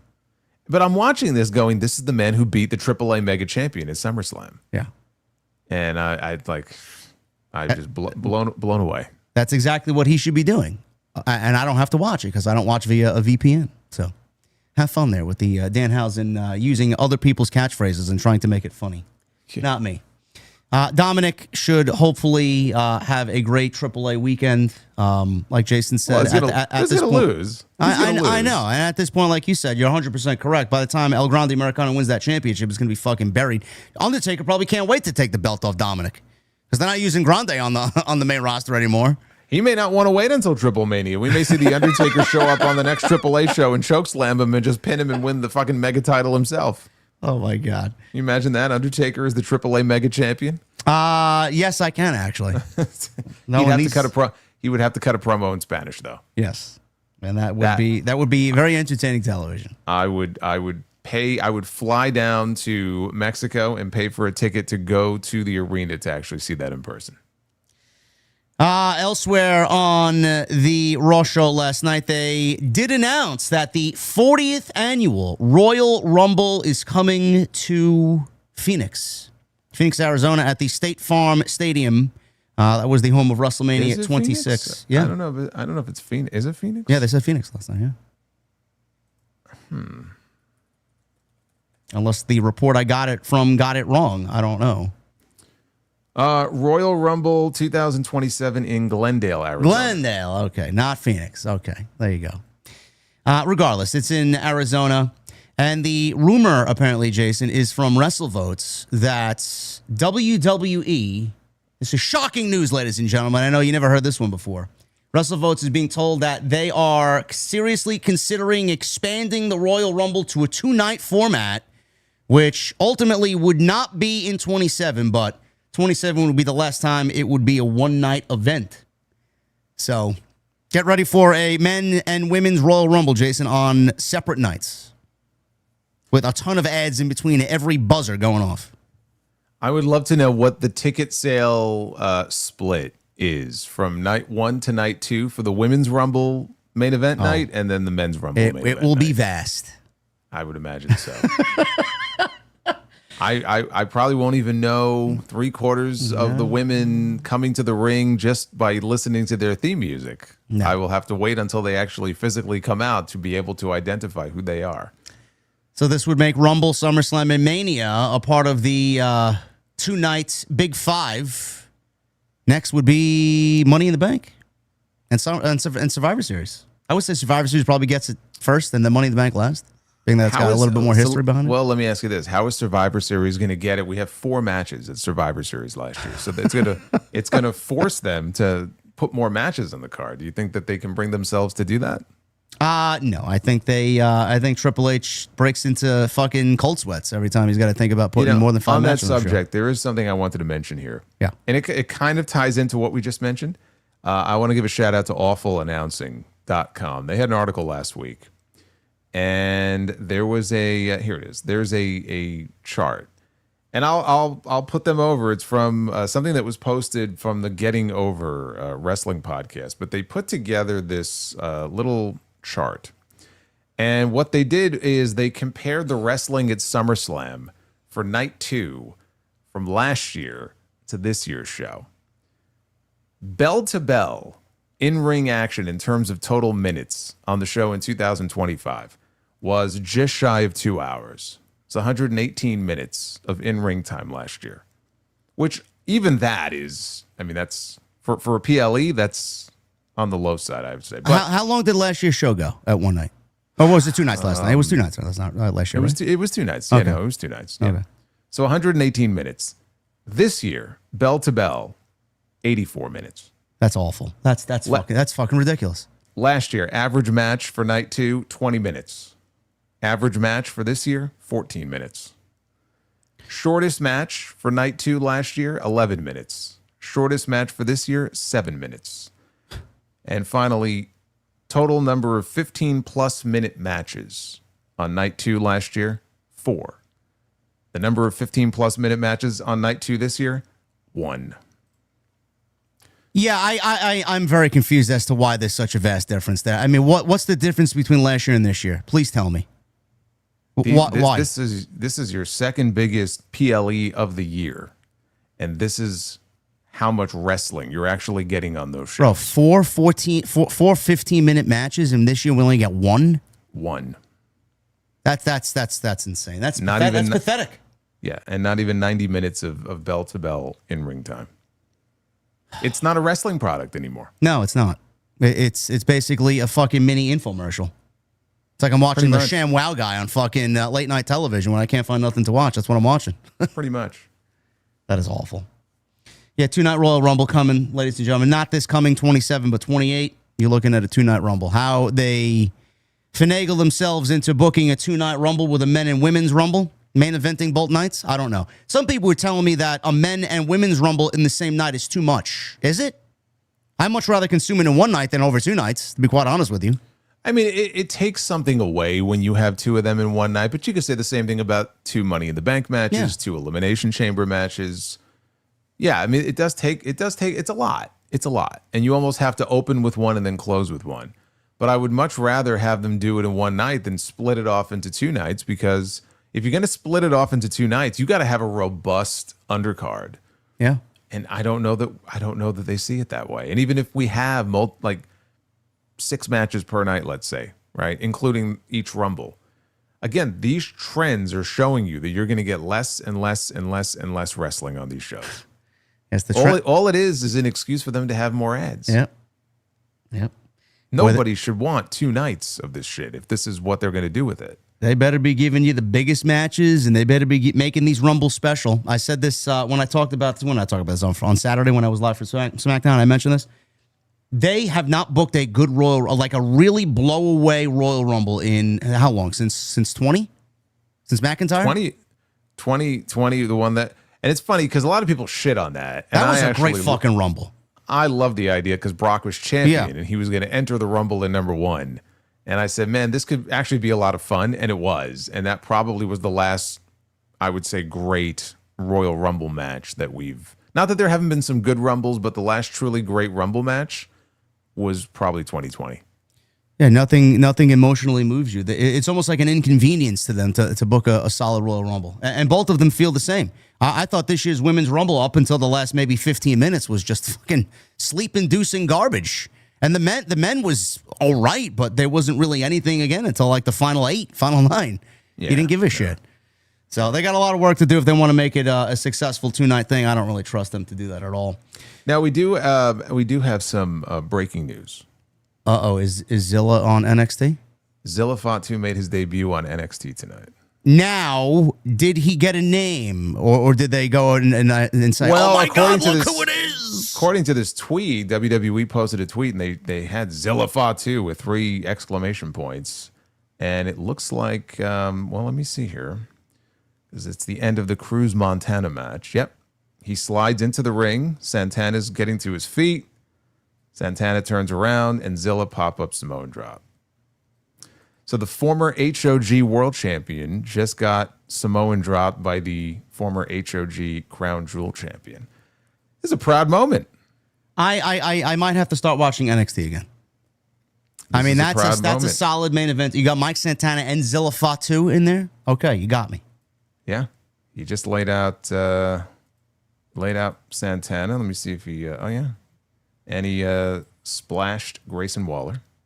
Because it was Santana and Waller in the main event tonight. Yep. And Tony D'Angelo is at ringside looking up into the ring. Zilla's looking back at him. So he's in the hunt for the NXT championship. Oh man. Look at that, man. House of Glory creating the stars of tomorrow. You believe that? You love to see it. Good luck to You'll love to Zilla. see it. I'll be watching Yeah. that later. I got to see how that all played out, man. I may actually do something on that tomorrow. So very exciting. We had LA Knight. This is the last thing we'll close with here on Raw. There was a women's match. A very good tag team match with Sol Ruka Io on the Judgment Day. We had Sol eyeing the Intercontinental Championship still, and the babyfaces won there. LA Knight. Now, he had a face-to-face with Adam Pearce in the back, and he's claiming he wants to enter this tournament for the number 1 contender, and Adam Pearce was telling him that it's a lucha tournament, and he had a mask. He's already... I would have loved to see LA Knight enter this tournament with a fucking lucha mask on. The L in LA Knight, man. It stands for lucha. So LA Knight said, I want a shot. You all know what he said to Roman last week. And Adam Pearce says, let's get through this tournament. You're the first thing that comes to mind. I'm going to figure out a way to get you number 1 contender. So Solo, two different. They're all the members. same to JD. Yeah, no. So Solo last night, he's looking at LA Knight and basically telling him, listen, I got your back. LA Knight wants to do this on his own. SummerSlam was a 1-night deal. Thanks, but no thanks.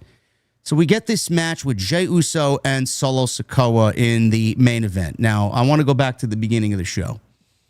Solo, Jason, I know you've been praising him for the last couple weeks, as I have and everybody else. Last night, we see the continuation of him just breaking out of that shell. Sooner or later, he's going to be just completely free. And right now, the way that I see it, he is the most entertaining of all his family members on television. Last night, he was mixing a little bit of comedy, a little bit of that charisma. He was also serious as well last night with LA Knight. I mean, the guy's got the biggest momentum for himself that I think we've seen in 4 years. And I asked on social media, where the fuck has this guy been for the last 4 years? He's been a mute. He's been a silent enforcer. He's been somebody that's been Roman Reigns' second-hand enforcer in the Bloodline. And then he led the MFTs, which he didn't really even get to show his personality there because they were just a group of 5 bruisers that didn't have any personality. Now we're starting to see where he's been the last 4 years. And it's like, okay, what the fuck? Why you been hiding him away from everybody? Are they afraid that he's going to be more popular than the rest of his family on television? It's the only thing I could really think of. I told you. You know? I told you. This was always there. It was always just like kind of buried there, and it was just a matter of whether or not they would kind of let him be himself. because he's a very, funny guy. And I could imagine him being one of the funnier guys in the locker room where, he's just kind of like fun to hang around. And if you could just let that shine through on TV, I think the people would be able to feel that, they would see it. And that's why you're seeing these reactions that he's been getting over the last few weeks. So like when Jey Uso in that opening promo said, "Yeah, this is your warning shot." Pow!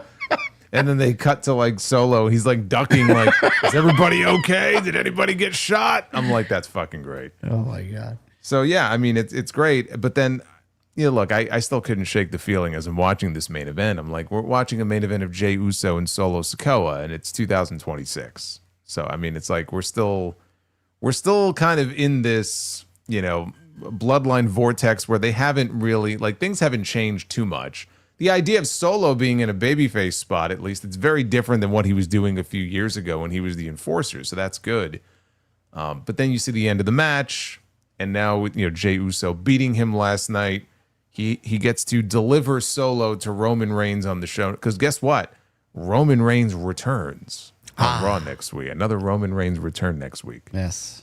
Now you're very excited about this. He's gone so much that every appearance is a return, So he gets to return next week, and now we have like the drama of will Solo bend the knee, I guess the way Jacob Fatu did, and he will simply rejoin the family. Now, they could have him acknowledge Roman Reigns and acknowledge that, I'm gonna kick your ass or whatever, and then he spikes him. Or they could play this out, and for a period of, the next month or two, he has to fall in line. And we don't know what he's going to do. What's the payoff here? Now, I had people who were making all kinds of hilarious suggestions. I listen, I had the same hilarious suggestion that I think your chat was also mentioning too. So, that's exactly what I said on my end. You know exactly where I'm going with that. I'm sure it was exactly the same thing as they were saying, which is that, we even had a segment on the show last night where Solo confronted LA Knight backstage and said, "Look, we got to keep this going." And Knight is like, "Look, I appreciate SummerSlam, and it was a one-night thing, and that's it." And so all of a sudden, if Solo has to rejoin the family, and obviously LA Knight is being built up for an eventual match, probably Money in the Bank, against Roman Reigns for the World Heavyweight Championship. In a perfect world scenario, yes, you would have it, like the match would come to a point, ref bump, whatever, where Solo Sikoa has to make a decision here. Roman is ordering him to take out LA Knight, spike him. And you probably have all the crowd like, no, don't do it, and chanting Solo's name, hoping he'll do the right thing. And then instead of spiking Knight, he spikes Roman, big pop, BFT, and we have a new World Heavyweight Champion. But I feel like you'd have to be on drugs to actually believe that is how this is going to play out. You have to be on perks and Vikes and God knows what else, because it's just not going to happen. Great, it would be a great story. It would be a great payoff, and then Solo would be this huge babyface out of it.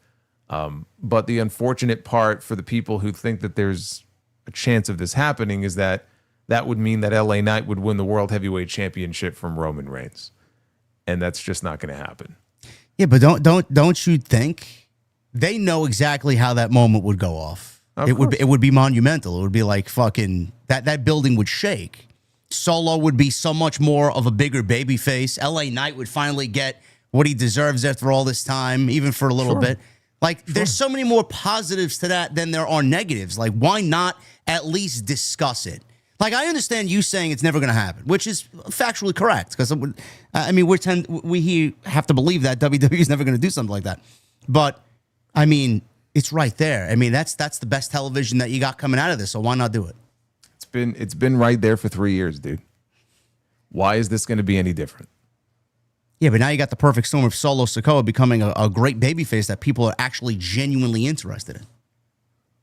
And this is the closest thing that you can have staring you in the face that resembles what Sami Zayn did to Roman Reigns at the Rumble 3 years ago, 4 years ago, They're not going to have LA Knight going into War Games as their World Heavyweight Champion.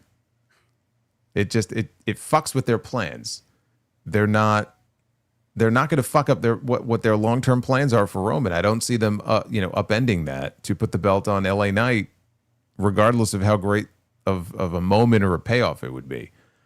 I can't see them doing it. I can't believe that they would do that. I have no faith in them that is how they would think. Like, oh, we have to do this. What a great moment it would be, and the fans have been clamoring for it, so let's just give it to them.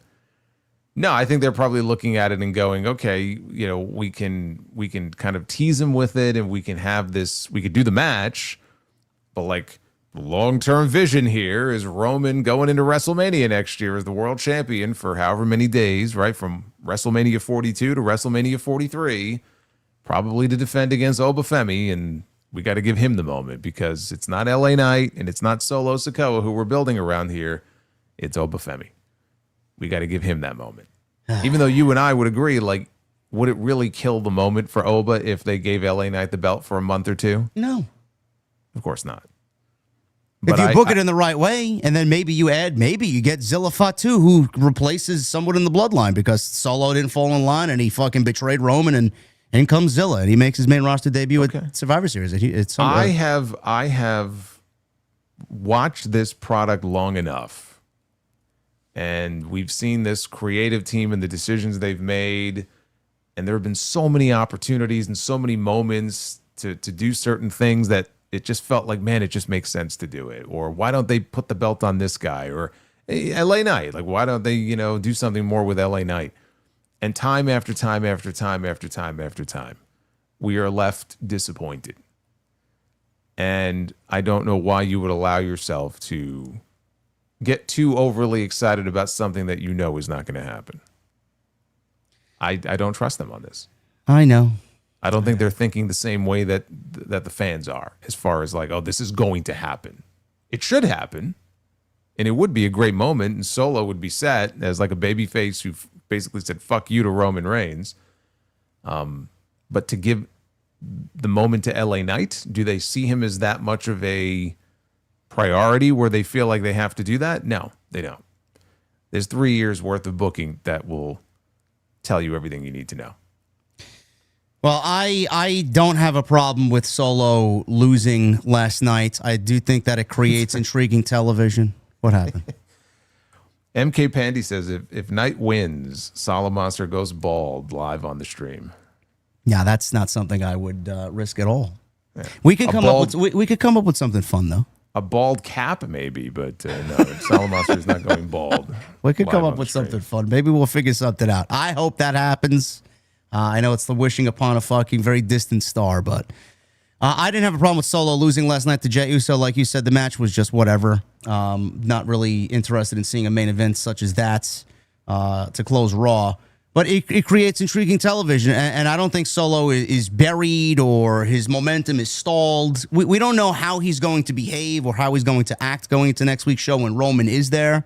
So it does create some intrigue. Is he going to be someone that falls in line? Is he going to be someone that defies? Is he going to be someone that kind of plays the game but then ultimately turns? There's a lot of different ways they could go about it. Sure, it's a rehash of what we've seen already with this group and this story, but this is what the company is hanging their hat on. This is what they think drives the ratings in television. I find this to be fucking boring, though. But I think we can agree that this is the most interesting that Solo Sikoa has been in fucking 4 years. Yes.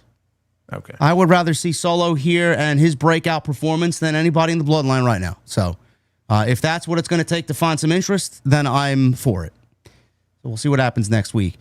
Speaking of Roman, there was quite the discourse on social media because of one Conrad Thompson. He said, and I quote, Roman Reigns is the most overrated main eventer in WWE history.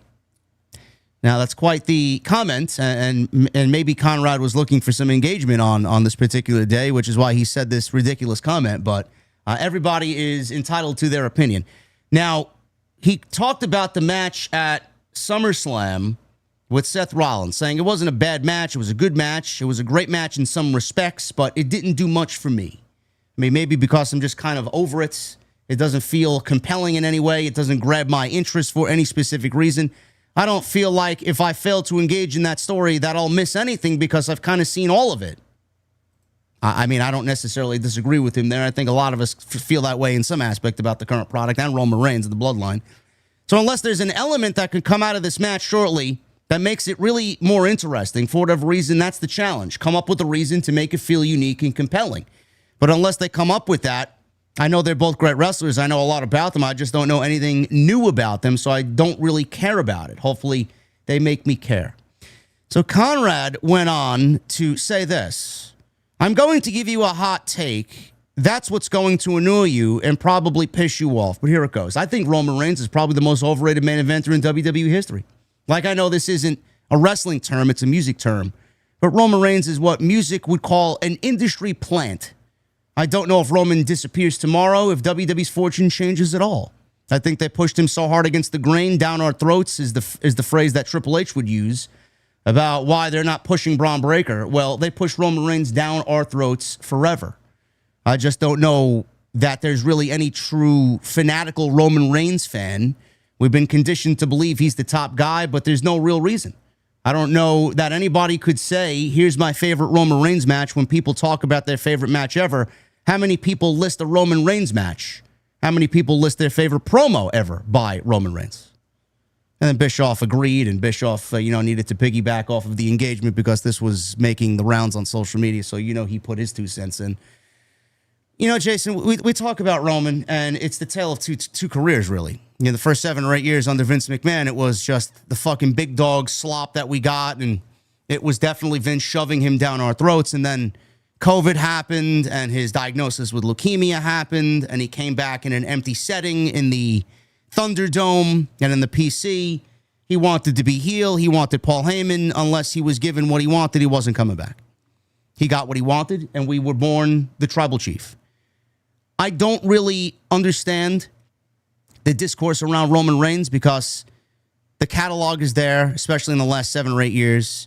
The matches are there. The character development is there. New stars being born under his watch is there. I mean, WrestleMania 40 is not only one of the greatest stories that the company's ever told and one of the greatest conclusions to a match that the company's ever had, but it was also one of the greatest main events in the history of the company. So I think if you go back only 2 years, Conrad's points are null and void here. But Roman is shoved down our throats, and WWE will not see it any other way. But to have him say, I don't know anybody that can't name a Roman Reigns match, or Roman Reigns isn't going to be anybody's favorite wrestler. I talked about this with Coachman today because this was one of the topics. You can't really go and argue that because you and I were born in an era where we had the Hogans and the Warriors and the Pipers and the Savages and the Jakes, so on and so forth. Here, this current fan, who more than likely has been watching less than 5 years, they don't know what we know. They didn't watch what we watched. They didn't consume who we consumed on our television screens. All they know is Roman. All they know is Oba and fucking Cody and whoever else is there right now at a top level. So to them, Roman may be their favorite wrestler. To them, they absolutely have multiple favorite Roman Reigns matches. So the comparison that he even made doesn't even fit because it's so subjective that no one's ever going to come to a conclusion about it.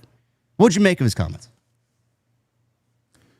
Well, I mean, again, it's his opinion. So if that's the way he feels, but I don't think it's, I don't think it's like a black and white easy thing to talk about because you're also talking about 2 completely different eras of wrestling. If you're going to start making comparisons to some of the biggest names of all time, with like Hogan and Austin and people like that, what he was really going off on like social media and defending himself when people were tweeting him was about the fact that like if you take Paul Heyman away, nobody cares about Roman, right? So his argument was that it's about Heyman. Heyman is why Roman is over or got over, and I don't agree with in this regard. I think what it was that people were clamoring for Roman to be a heel. The one person who did not want Roman to be a heel was the one who had control over his career, which was Vince McMahon. And had Roman gone heel a lot earlier than he did, then he would have gotten over on his own as a huge babyface, at some point later on anyway. And instead they just kept him babyface, and he went from being cool to being the opposite of cool. He wasn't cool. His opponents were being cheered, and they did so many just awful things with that big dog character that It's not hard to see why the fans, were rejecting this guy outright like that. The WrestleMania main events where he got booed out of the building against Triple H and against Brock Lesnar. That awful match with The Undertaker at 33, which I don't really put on Roman. But one example after one example after one example of just all of these things. It had more to do with the fact that he was a babyface being pushed down people's throats. And if you would have turned him heel and we got the tribal chief, even in the absence of Paul Heyman, I still think that he would have gotten over more or less the way that he did. Heyman enhanced the presentation for sure. But I think that's where I really disagree, where it was like, well, it all comes down to Heyman was like the key ingredient to this. He was an important ingredient in the presentation and in the Bloodline story. But I think it had more to do with him finally being a fucking heel. Because how long did we, probably on our respective platforms, talk about the fact that he is just, let him go heel? Bro, right? He's miscast as a babyface, let him go heel. That was the bane of my content existence. For years, this guy's got to go heel. That was the whole argument around it. And he just refused because he was going to be the man to succeed John Cena. We need a top babyface. Roman fits the bill. He's this good-looking guy with the long hair. Remember, Vince had the fucking blue contact lenses that he had Roman putting in his eyes. So corny. He had a vision of what he wanted. Yeah, of course it was. He had a vision of what he wanted this guy to be. And, the hell with the fans, right? We did it with Cena. They booed Cena, and so we'll stay the course with Roman, and it'll be the same thing. And again, Roman wanted to go heel, or he probably wasn't coming back in 2020. He got what he wanted. And it was the best thing that could have happened to his career. I think you end up giving Heyman too much credit when you kind of credit all of the success of the Tribal Chief character to the fact that he had Paul Heyman with him. And that's where I disagree. And as far as him not being or being the most overrated main eventer of all time, I would say certainly up until 2020. I don't know that I would really disagree with that. And then after that, it's subjective because there have been other examples of baby faces or main eventers that have been shoved down people's throats. That's where it gets more subjective to me. You get into the argument of, you mentioned like the no one has a Roman Reigns match or a Roman Reigns promo, right, is their favorite promo. But a lot of it just depends on your frame of reference as a fan. And if you grew up where John Cena was your guy, the era of John Cena and Edge and Randy Orton and Rey Mysterio, and that's what you grew up on, Punk, then sure. I mean, you could argue that, Roman Reigns, I think for those people, probably they would have a Roman Reigns match as their favorite match, very likely. As compared to someone who's been watching since the 80s or the early 90s, maybe it's a lot less likely. The WrestleMania 40 main event objectively is one of the greatest WrestleMania main events they've ever done. There probably are people who have that as their favorite match on their list. You can't say that nobody does. Well, coming into this, I have a list of matches here. I figured we'd have some fun with this before we move on to the last topic. Yeah, and we could talk about those matches, but again, just to finish that point, it's like nobody has a favorite Roman match. Nobody has like a Roman promo as their favorite. Because he wasn't saying that Roman's never had a good match, which would be a ridiculous argument. He was saying that nobody would have a Roman match as their favorite. Even on the promo end. If you remember Tribal Court a few years ago, that they did it in Madison Square Garden, that was a great segment. Yeah. If you consider that a promo, there may be people who have that as their favorite promo. So you can't say that nobody does, but so much of this really just depends on how old you are and how long of a fan that you have been. And if you've only been watching in the last 5 years, if you started watching maybe not because of ESPN, let's even say 5 years. Around the Thunderdome, yeah.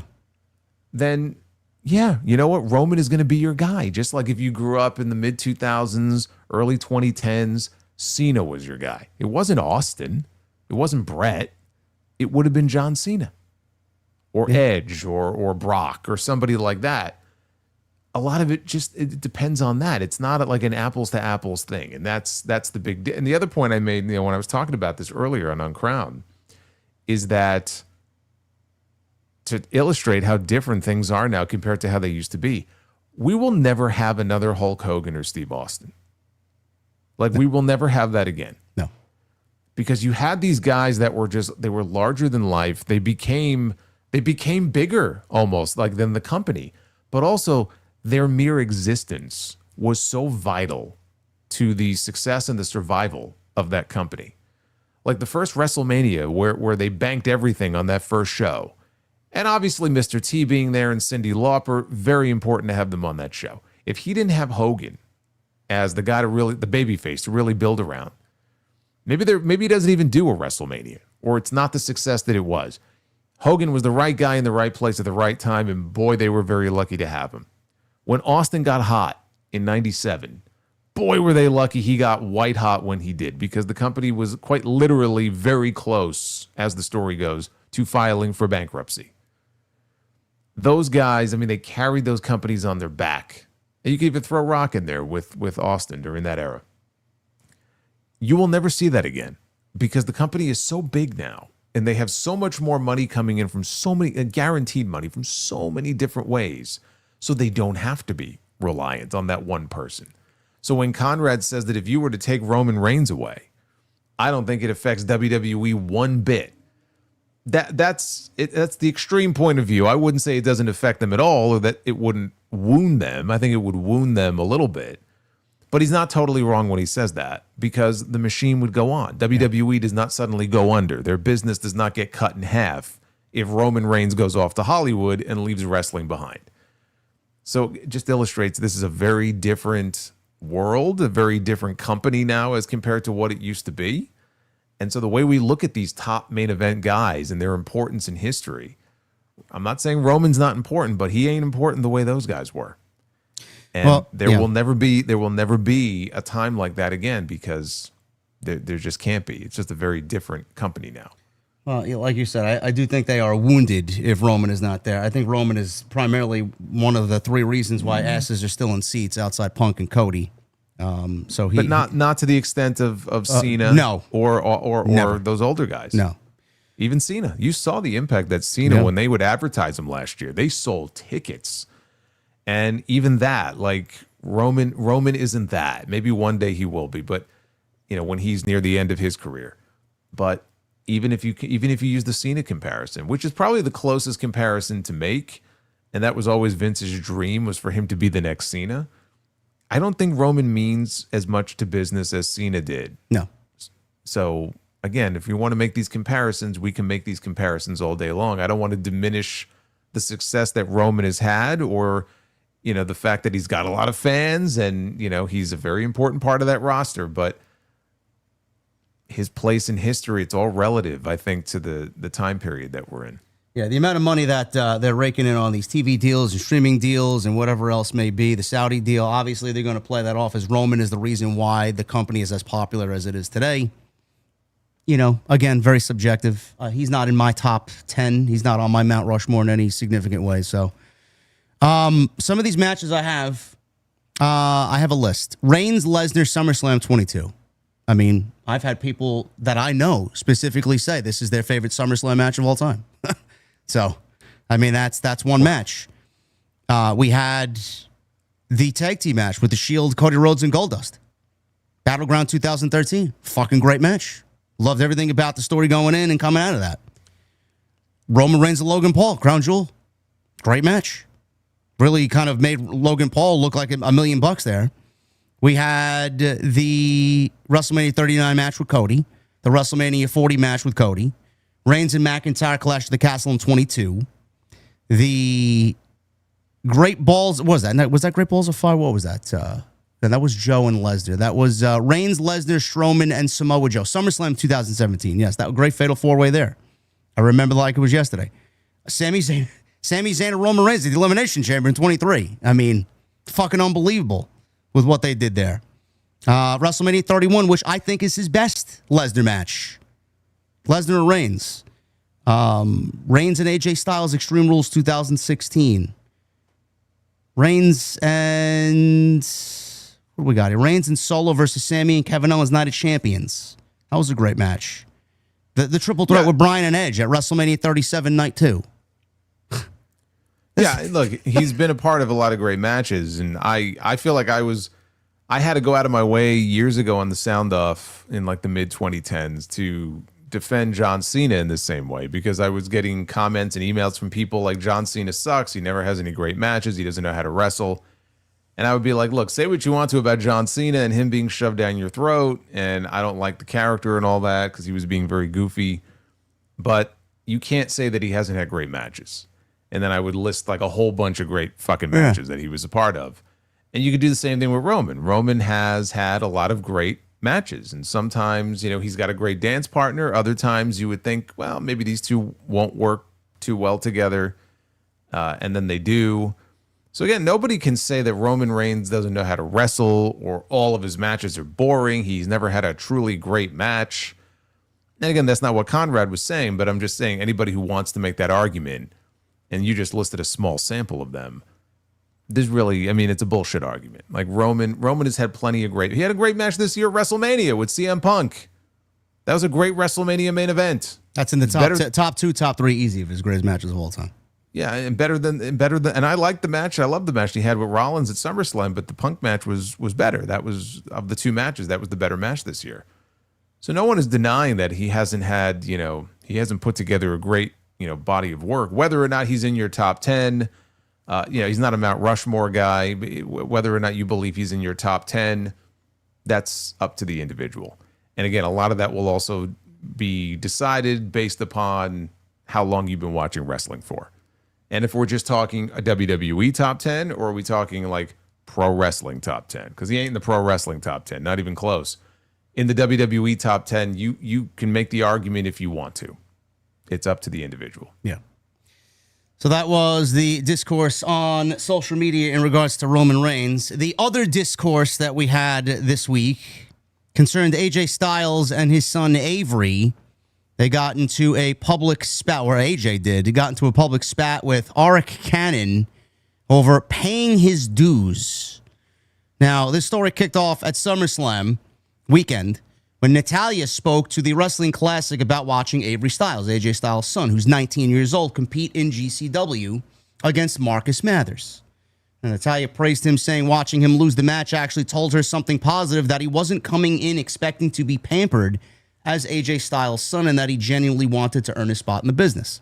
That comment caught the attention of longtime independent wrestler and first wrestling promoter Arik Cannon, who pushed back on X.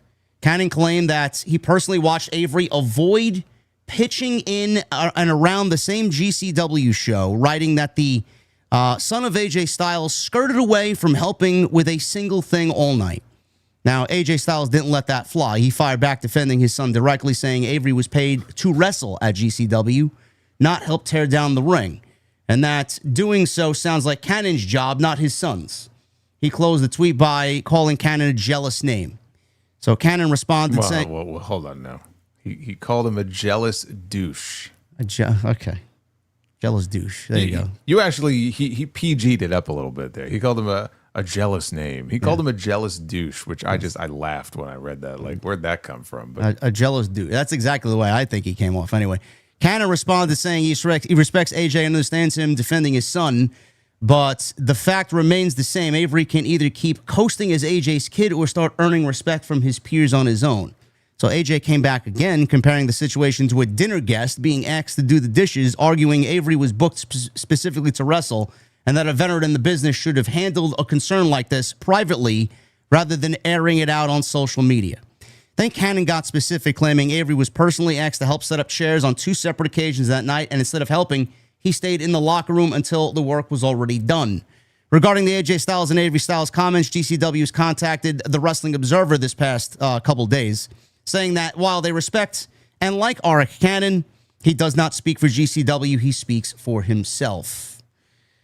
So Lexis King also made comments kind of comparing where he is and what he was brought up doing, and the fact that he never set up a ring until he got to NXT, and that when you live in the shadow of a very famous pro wrestling father, you know, it's difficult, and so many people don't really understand that type of mentality and understand what they go through. You know, Jason, I talked about this with Coach today, and all I said is he's 19 years old, and he wrestled 2 matches for GCW. They clearly had no problem putting his father and Avery or GCW did. I had no problem putting AJ Styles and his son Avery on the flyer to sell tickets for this show. Yet they want him to go to this show and specifically set up chairs and set up the ring and pay his dues. I told Coach, don't you think that he is paying his... First of all, he's 2 matches in. He's 19 years old. He doesn't even know what the fucking pro wrestling business is about at all. He only lived it through his father's eyes. If he wants to pay his dues, he's going about it in the right way, because AJ could have easily said, hey, let's get this kid in the Performance Center and let's train him with everybody there instead of going to the indies and working the indies. So he's 19 years old, just beginning his journey in pro wrestling. He's on his way to paying his dues. Why did they expect him to go to the show and then set up the ring and set up the chairs like everybody else immediately, just to try and differentiate, Avery from being pro wrestler and Avery, AJ Styles' son? I don't think they expected him to do anything. I think it was just, Cannon got very upset about this, kid dipping out when supposedly he was asked to do something a couple of times. I don't even really feel comfortable getting into the weeds too much on this, because this is now getting into backstage kind of wrestler etiquette. Yeah. And so I'm sure a lot of wrestlers will have opinions on whether or not they think this is all blown out of proportion, or if Cannon has a point, because Cannon's been a veteran of the independent scene for 2 decades plus. So it's not like he's a rookie or anything like that. He's been around for a while. I don't know if this is something that he's criticized other people for before, or if it's more of an issue because this perception that, well, your dad is a famous wrestler, and so you feel very entitled that you were asked to do something and then you disappeared and didn't do it, which honestly sounds bad. I mean, if they asked him, hey, can you pitch in or whatever, and then he just was like, peace out, and he went to go hide out in the locker room. I don't know if that's what happened or not. Look, at independent shows, yes, a lot of the wrestlers, and sometimes it ends up being students, they will help set the chairs up and they will set the ring up, and it's not like there's always a separate crew for that. You have that, I'm sure, in WWE. You have the ring crew. You'll see pictures of Charles Robinson, for example, who's 60-something years old, and he's been around for a long time, and he's still out there setting up the ring and doing a lot of stuff. And you see pictures of Jimmy Hart, 80 years old, at independent shows or whatever, setting up chairs. And God bless him. But as far as was he in the wrong or not, I wasn't there. I don't know if he was asked to do something and blew them off, which would be a bad look for him. It's a really bad look for AJ, I think, because to me, I know he's sticking up for his son, but it just makes his son look worse. His father is fighting his battles for him, and it's turned into this whole social media back and forth where when you start getting into a back and forth, flame war on social media, there are no winners. Everybody looks bad. Cannon looks bad. AJ looks bad. Avery's the only one who's kept his mouth shut. I don't even know if he has an X account. He's probably just embarrassed by the whole thing. He just wishes this would all go away. This is not something, frankly, that really should have even been in the social media sphere probably in the first place. No. But this is what ended up happening. And look, I'm sure a lot of wrestlers will have a lot of different opinions about it. I don't even think it's my place to say one way or the other. It makes him look bad, but I think AJ coming out in defense of his son, but in the way that he did, it's not going to do his son any favors. And you don't want your son now to have a reputation that, his father is going to stick up for him, and he feels like he doesn't have to do a lot of the things that other wrestlers would do who don't have famous fathers. And then all of a sudden he gets a reputation for it. Because he's 19. He's had 2 matches, 3 matches, something like that. You don't want that shit to follow you around. Your career is just getting started. You don't want this controversy to be kind of hanging over you every time you're booked for an independent show now. Well, I think that's why Brett Lauderdale came out and said his comments are his own. I think they would still like to continue to book Avery Styles because I think he drew a decent house for them. So I agree. It should have been. It should have been private. I don't know why none of this just was handled privately and everything aired on social media. But he does sound like a bitter veteran that didn't really get the opportunities afforded to him that Avery has now, and he was higher billing on the card than a 20-year plus veteran. It sounds like just petty jealousy to me. And it may be. I mean, it may be. Or again, he was asked to do something and shirked that request, and it just rubbed people the wrong way. Although he was the only one who I saw come out publicly about it at first. There were other people. There was at least one other person in the replies who I guess worked the show in media or photography or whatever their role was, who actually had worse things to say. So it may have been a few different people who were bothered by stuff that happened that night. But again, I wasn't there, so I don't know. And I don't think it's a GCW thing. It's just, there were people who were working there that night who commented on it. It wasn't like GCW expected him to show up and do extra work. It's just one of those things. Like, does he have to set the ring up? Does he have to set the chairs up? No. I mean, that's not what he was brought in to do. But obviously, a lot of guys, they do that because that's just what you do. Yeah. Beyond that, it's like, you know what? I don't really want to say anything more than that because we don't know. Think it's, we don't know what happened. We don't know, and it's more of a wrestler thing. And they'll have their opinions on it, whether they think it's right or wrong, or if the whole thing is just bullshit. There's really nothing else to say about it. The whole thing is just silly. Yeah, very silly. Conrad Thompson's comments on Reigns, and then that situation with AJ and his son Avery were the two big stories here. Just kind of discourse on social media. So figure we just throw them into the news here. We'll end with this very briefly. I'll leave it to Jason here. I want to talk about Grand Slam Mexico. Obviously, this was a great presentation for AEW Mexico. I enjoyed, at least for what we got presentation-wise, I enjoyed this year's show better than last year's show. I thought the presentation was unbelievable. The energy in the arena was great. I love the stage set up there at Arena Mexico with the little double-decker stage and the stairs leading down to the ringside area. Everything from the colors and the vibe and the atmosphere, fucking fantastic. I'd love for them to do a pay-per-view there.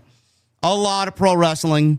We were advertised for 2.5 hours, and they went almost a half an hour over the allotted time that we were given all night, which I don't know why they're doing that. Apparently, Dave Meltzer says Tony Khan wants to leave it a big question mark as to when the show ends, just to give you that unpredictability feel to it.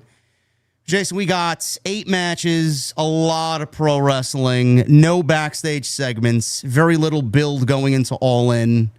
What'd you make about Grand Slam Mexico? It felt like a pay-per-view with commercials.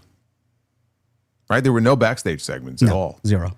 So it was just 8 wrestling matches, all of which I think were, I don't know that there was any match that went less than 10 or 11 minutes. Persephone and Statlander went 9, and everything went 11 plus. Yeah. So that's what it felt like. It felt like this was formatted like a pay-per-view, but they still had commercial breaks. Yeah. So basically a pay-per-view with commercials, a WWE PLE, except not a WWE PLE because most of the matches went double digits, which they don't do anymore in a lot of cases on WWE PLEs. I enjoyed it. If your thing is just the in-ring, then it was one of the best TV shows of the year. But there was nothing more to it. No. It was some good matches. I thought the match with Fletcher and Speedball was great. We have new trios champions again a week after they put the belts on the Demand. This is the Demand. Basically, they were the transitional champions to get the belts onto a different babyface team, which in this case was Hangman, Brody King, and Bandito. Yeah, which honestly I didn't really understand that. Is a better option, if we're being honest. Yeah, but why is Hangman and Brodito a thing now? Did they explain that?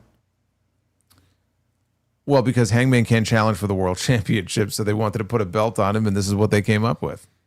I think haven't they not teamed before? I don't know if I don't know if they have or not. I have no idea. Well, let's get Ricochet away from the Demand too. I think the whole group is dead in the water. Well, I think they're just kind of biding time until Samantha is free, Yes. and then I think she comes in and manages him, and they go with like a heel manager combo with her and Ricochet. Yeah, that can't happen soon enough. I mean, that's just. I want to say her non-compete is up in the fall, maybe around September, October, sometime around then. Yep. I believe. I hope so. He certainly needs it for sure.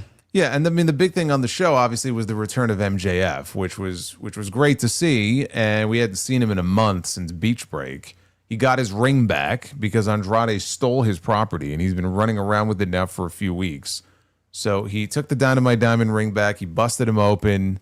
He cut a promo on him. Andrade is going to be number 1 in the Casino Gauntlet at All In. And so now MJF is wrestling, I believe it's Speedball and Nick Wayne, I think. I don't know why Nick Wayne is getting another opportunity here, because wasn't he in the? He was in this one, wasn't he? He was with in Andrade the. and, He and was. Jack Perry? Yeah. No, it was Andrade. It was Ciampa. No. Okay, Andrade. Then what match am I thinking of? Oh no, you know what it was? It was the national. And Commander. It was Commander. Yeah. It was the national title match. Right? They had a national title match on that first Dynamite coming out of Yeah, it was Perry. Yeah, it was Perry, him, and Andrade. Yeah, and then he was also in that ladder match the night before at the pay-per-view. Yes. So okay, so this one is going to be Nick Wayne, Speedball, and MJF, and so the winner of that is going to be the number 2 entrant in the Gauntlet match. So we should have a beginning of the Gauntlet with MJF and Andrade. And he's got the belt with him. He's got the Triple B. He's calling himself the true champion. So I don't know if he's doing the CM Punk gimmick when Punk came back after Brawl Out and had the big spray painted X on the belt and called himself the real champion. Well, that's what Jesse and I assumed he was doing. Yeah. So we'll see if I guess he'll have the belt with him, going forward on TV. It's just good to have him back. Yes, 100%. I gotta ask you. Do you think he was hurt? Do you genuinely feel he was hurt and that he's back on television so soon? Yeah, I think he was probably just giving himself a few weeks just to make sure his leg was okay.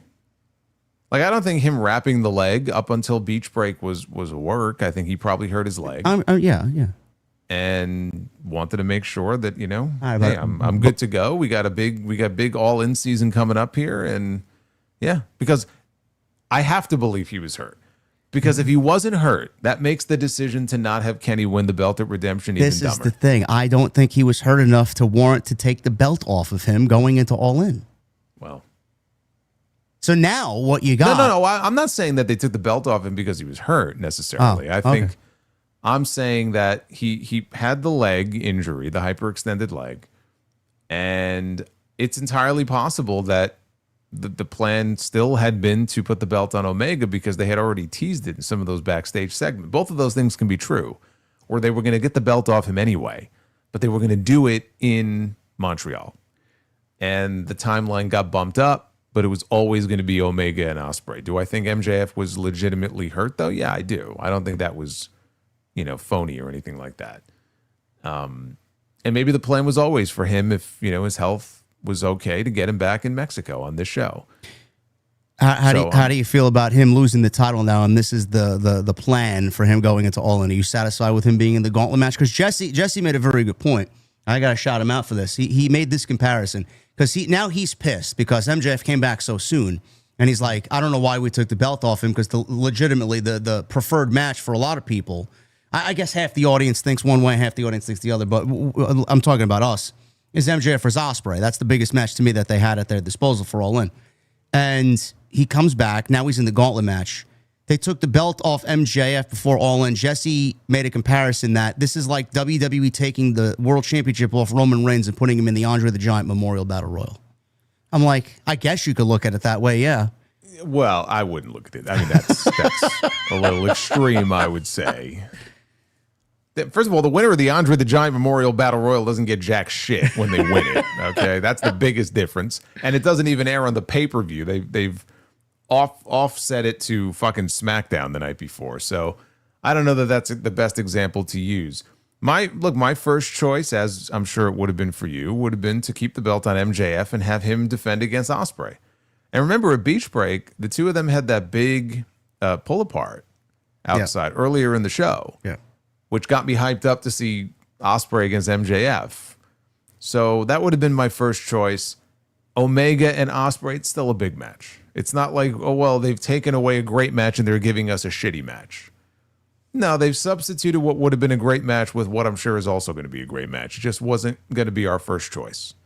So I don't think him being in the Gauntlet, let's say kicking it off with MJF or with Andrade, it's not like it's a bad spot for him to be in, but he should be in the main event.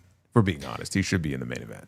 I'm just glad he's not wrestling Mick Foley on the show. Yeah. I was starting to get worried that maybe that was the plan. Yeah.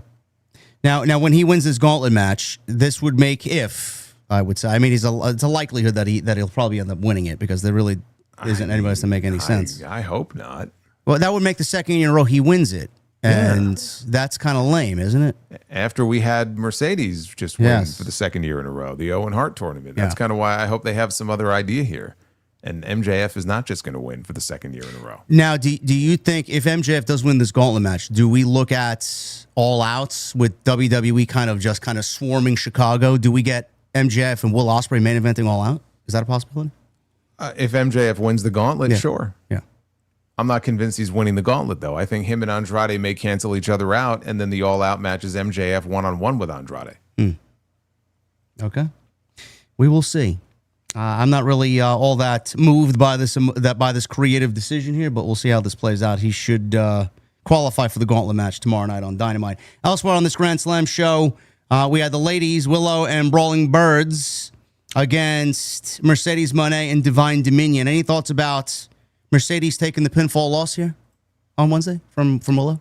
I don't think it means that she's winning necessarily at All In. There's still several weeks. I would imagine that she'll get her revenge on Willow. Maybe this week she'll leave her laying, and they'll just kind of go back and forth like this until we get to the pay-per-view. Because, I mean, what's today? Today's the 11th. We still have like 2.5 weeks or something, don't we? Maybe 3 weeks to go. Mm-hmm. Yeah, I mean, I wouldn't read too much into it like, oh, this means she's definitely winning. Let's wait and see how the rest of the TV plays out. Fletcher and Speedball had a great match. That was the rubber match here between these two. They wrestled earlier in the year, and then before that in the Continental Classic last year.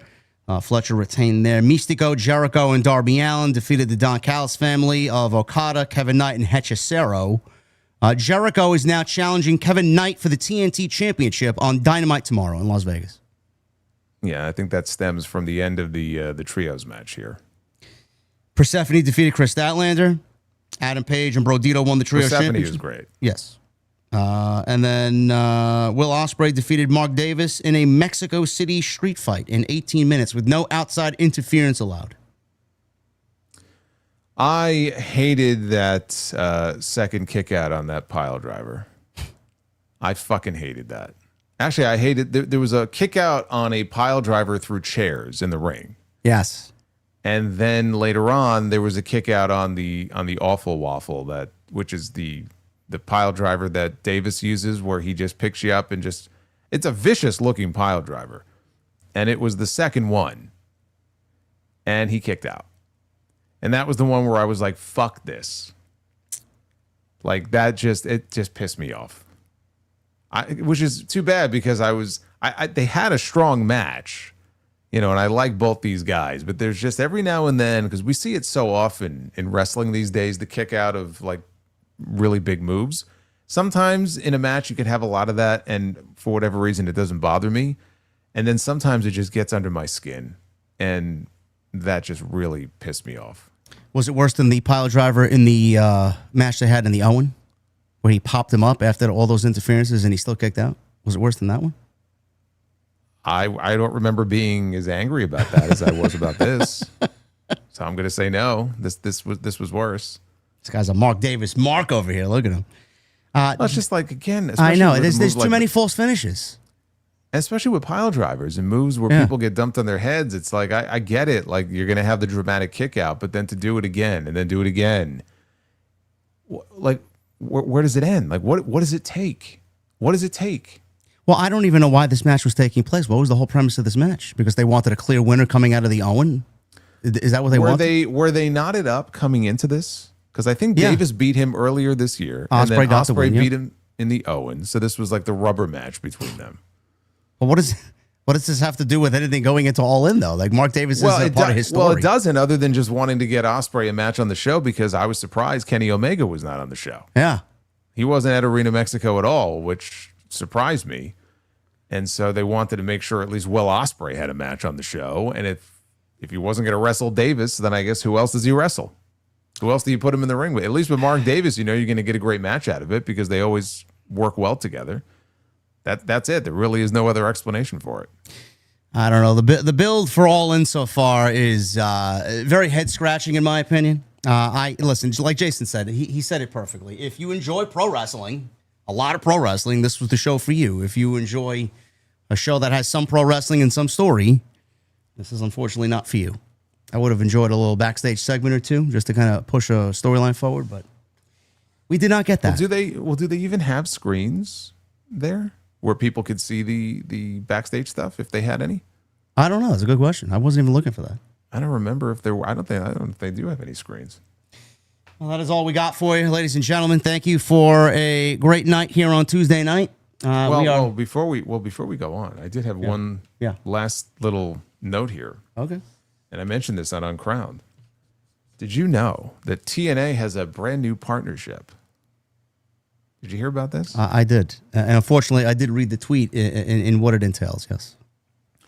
Well, I wasn't aware of the fact that their mascot is called Deuce. So basically, WWE, and specifically Dominic Mysterio is like the spokesperson for Dude Wipes. So now Dude Wipes has entered into what they are calling a very innovative partnership with TNA. And they announced it this past week. Their mascot, Deuce. Now, for those who don't know, the Dude Wipes, you can pretty much surmise what they're used for. Yes. So of course, their mascot is called Deuce. Deuce is going to be incorporated into a custom TNA storyline. Wow. What do you think about that? That's going to really drive those ticket sales exactly to where TNA needs them to be. Deuce, a large pack of Dude Wipes with sunglasses, arms, and legs will appear in backstage segments, match walkouts, at ringside, and in digital content, starting at the Lockdown pay-per-view on August 23rd, and then starting at their TV taping on September 25th. So this is a long-term partnership here, where they're going to be dropping a deuce on each of their television shows, I guess, going forward. I don't know what this custom storyline is going to look like. Well, whatever it is, it is quite fitting that we have the mascot known as Deuce on TNA television in this storyline. That sounds like a very shitty storyline. It sounds like a very shitty storyline. Now, my question is, who's going to be revealed under the costume when the time is right? Tommy Dreamer. I could see that, yeah. The monumental return of Tommy Dreamer under the Deuce costume. That's exactly what we're going to get. Oh, man. This would be great if it was on WWE television. At least we could make the correlation between one and the other, you know? Oh, yeah, that'd be great. That'd be a great storyline. We get fucking Deuce ruined someone else's championship celebration now. We could have Deuce working a storyline with Danhausen. That's great. What a great combo that would be. That would be fucking. I think at that point we're done. Jason apparently is done. He's left us just as we hit the super chats. Thank you guys for joining us on Tuesday night. There he is. I love how in the middle of this discussion about fucking Deuce and Dude Wipes, I got flushed. I'm back. You got flushed, yes. I got flushed, but I'm back. But yes, let's not make any suggestions about Deuce having a storyline in WWE, please, because they also have their Dude Wipes partnership. I don't want to give them any ideas. No, that's the last thing we need.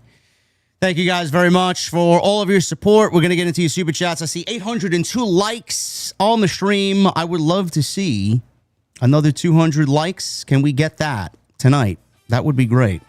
Super chats are open. They will remain open. Leave a comment. Let us know what you thought of tonight's show and all the top stories here. Thoughts and opinions are very much appreciated. And if you guys want to go follow Jason on YouTube and on social, everything you need is linked down below in the description. We're going to start at the top here from Caden, 199. Love this community. OTS for life. Thank you, JD, and thank you, Solo. Thank you, Caden. Thank you, Caden. Michael Krause with a $2 super chat. OTS, join the tap room, TNT. How you know? Let's go. Yeah. Michael, thank you for being here, brother. Michelle with a 2.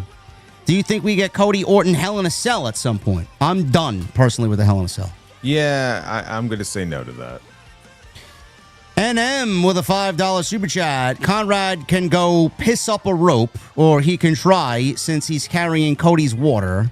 See you two in LA for House of Glory. Already got my tickets. Look at this guy. To see we got the Proto Star who's going to be on the show. Yeah. And Hook, we're sending for Hook in LA. We got a little taste in New York and Los Angeles. Love it. We did. MGM Ballin with a $20 super chat. Us. Who attacked Jacob Fatu? Who attacked Jey Uso? Triple H. Blame the talent. It's all part of the show. Us. But we can't blame someone until you reveal who attacked. Triple H then says, shut the fuck up and enjoy the show. That's why we do what we do. Yeah. We never got an answer as to who really attacked. I guess Drew McIntyre was the one that attacked Jacob Fatu. And who attacked Jey Uso? I don't even think they even remember they did that angle. They never had an idea for who attacked Jey Uso. They just said, we'll figure it out later, and then they just never got back to it. Oh, my God. Ballin', thank you, brother. Nice talking to you at the show on Friday.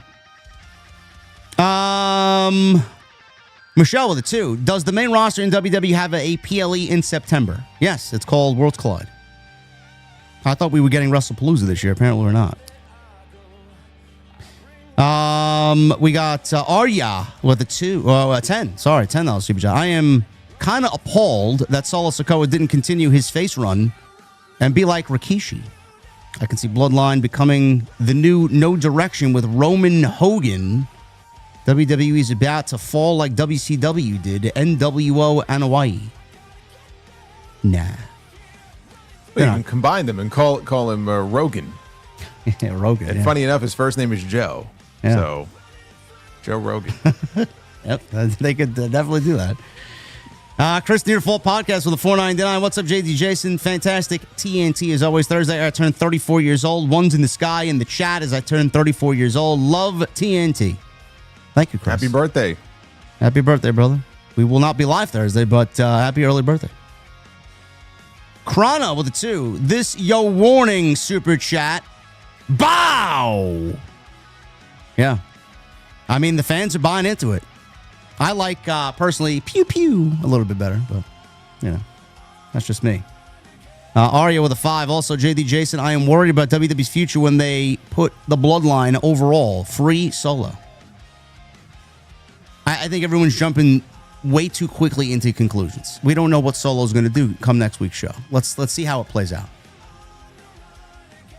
Lovely with a $1.99. EDP 445's favorite wrestler is Triple H. I don't know what the correlation is there. What did EDP do? Did he say something? I'm only vaguely familiar with the name. He's a content creator. I don't know what he does. Oh, I thought he was just making shit up. Like EDP is a person? He's a content creator. Yeah. What I don't think so. Chad, what does EDP do? I don't know. What's the name? EDP what? EDP 445. 445. Jason's gonna look this up because the first thing that comes up is the sick mind of EDP 445, which is apparently a documentary. That doesn't tell me who this person is. That doesn't say a lot of good things about him either. Jesus. Okay. Oh, yeah.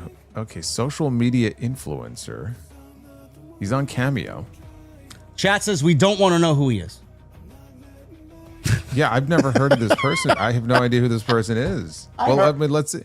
Well, let's see here. IMDb. I've heard of him. I just don't know what he does. Yeah, there's like a trailer here. The Sick Mind. Maybe I don't want to know. Here we go. WikiTube. Okay. Brian. Okay, his name is Brian Emerson Moreland. 35 years old. Better known online as EDP 445, short for Eat Dat Pussy 445. Oh my God! Is that what it really stands for? Apparently, is an American internet personality known for his videos mainly revolving around the Philadelphia Eagles. Okay, didn't go where I thought it was going to go. Okay, but, all right, there you go.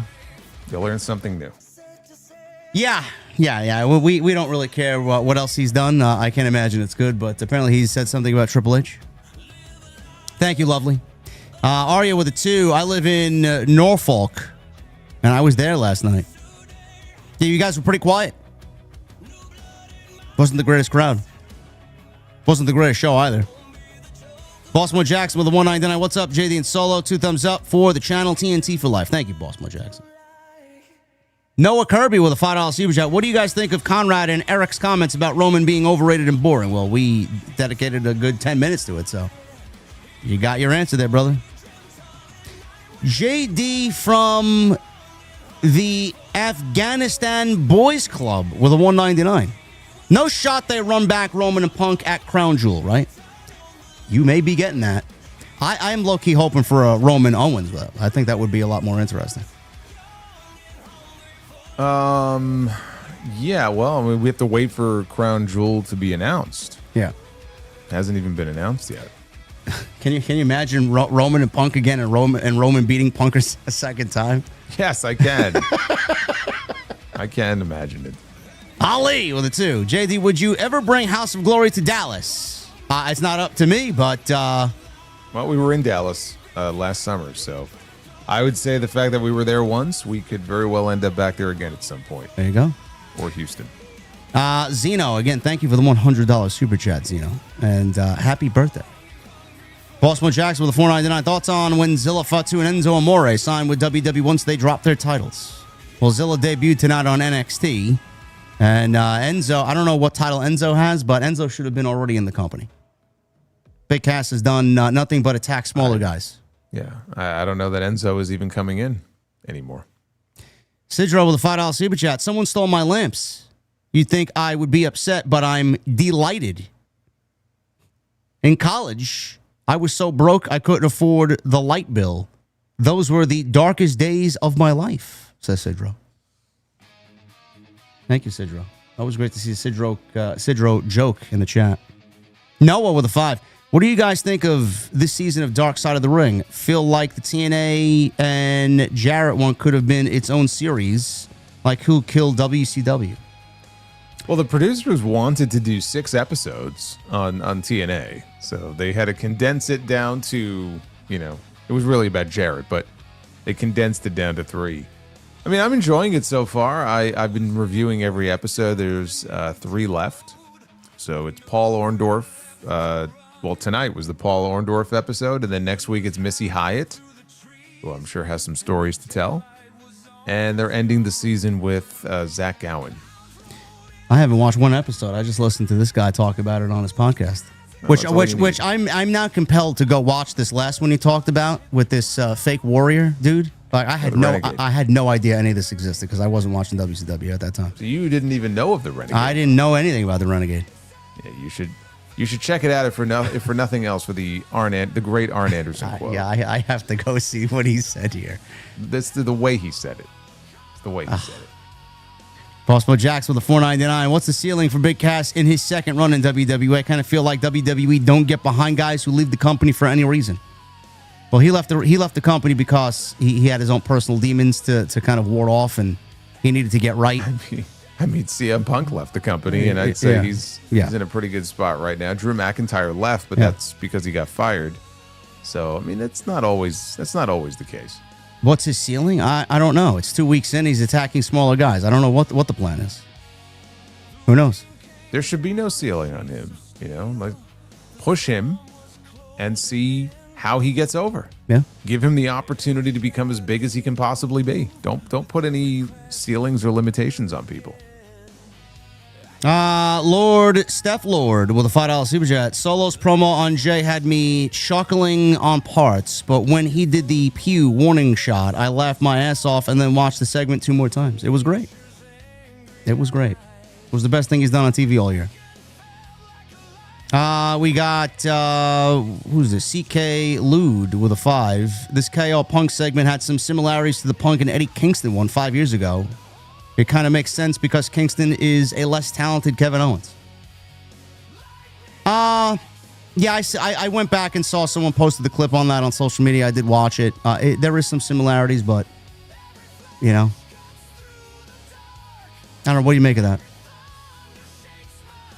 I mean, it wasn't really on my mind as I was watching it. No. So, I mean, people brought it up after the fact, but it wasn't like as I was watching it, I was like, hey, this reminds me of. Like, I thought never even entered my mind. Citro with a 2. Investing in a beachfront casino. It's a sure bet. Edward with a 199. What is Cruz Montana's ceiling in WWE? Whatever the fuck he wants it to be. It's up to WWE. You know, that's a world champion right there. A lot of these ceilings that we're talking about here. The glass ceiling, the proverbial glass ceiling. Or the grass ceiling. That too. Yeah. Well, that's for the fucking losers on social media. They got to go touch one. That would be a little bit easier to break through, I would assume. Yeah, he's a world champion. If he's not a world champion, I'd be fucking very disappointed. Jalen with a 499. Yo, what's up, JD and Solo? When will House of Glory come to Dallas? Oh, we got a lot of Dallas fans here. I would like to go. AEW rarely comes out here, and I'm tired of going to SmackDown and Raw. Well, like Jason said, keep an eye and an ear out.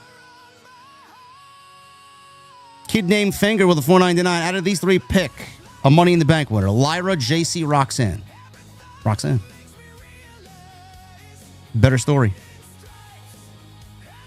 Sean Waters. I'm sorry, Jason. Want to say something? Yeah, no. I mean, that was my pick from the beginning of the year. Yeah. I would probably stick with that. Yeah. Sean Waters with a $5 super chat. My conspiracy was Taker was supposed to win, but got concussed and forgot to kick out. Maybe. Obviously, can't prove it. But like you said, hated the decision. Yeah, no. It was definitely the plan. He tried to argue out of it, and Vince was adamant in his position. I think Vince thought he was done. Yeah. I think a lot of people, if you were watching Undertaker around that time, probably would have come to the same conclusion. But it was, he has said, like when he got to the building that day, he thought he was winning. He thought he was going over. And then he was told, no, we're gonna go a different way with it. Whatever the old man wants, he gets. AJ with a... Is that what he told? Never mind. No, we don't want to know. AJ with a 40. Thank you, AJ. Have you seen Aleister Black's new bald look? He gives Jason Statham vibes. I did. I didn't really think of Jason Statham, but I wish Black nothing but the best, man. A lot of talent there. The WWE fumbled now twice. And he also says, what shocks me is that Drew McIntyre never, ever went after CM Punk, costing him opportunities. I don't care if they are on different brands. Like, what is stopping him? Because we've moved on from that. They had their story. I mean, he's not going to terrorize the man, for the rest of his career. You got to move on to other things. And, I mean, the logical answer is he's a little bit busy. Yeah. He's posing with Russell Crowe. He's filming movies. He's got more important things to do than chase after CM Punk. They will cross paths again. I'm sure of it. JD from Freddy Fazbear's Pizza, 27 with a 499. Freddy Fazbear's? Fazbear's? I don't know. When it comes to wrestling, Triple H is the man behind the slaughter. I'm going to cause the bite of 27 when I eat that Stephanie Vicaire cake. Har, har, har, har. Okay. Thank you, JD from Freddy's. Appreciate you. Stephanie did look good last night. Ash with a 2. Would CM Punk be as happy if he wasn't as pushed? I don't think there would be a WWE where CM Punk is not pushed the way that he is.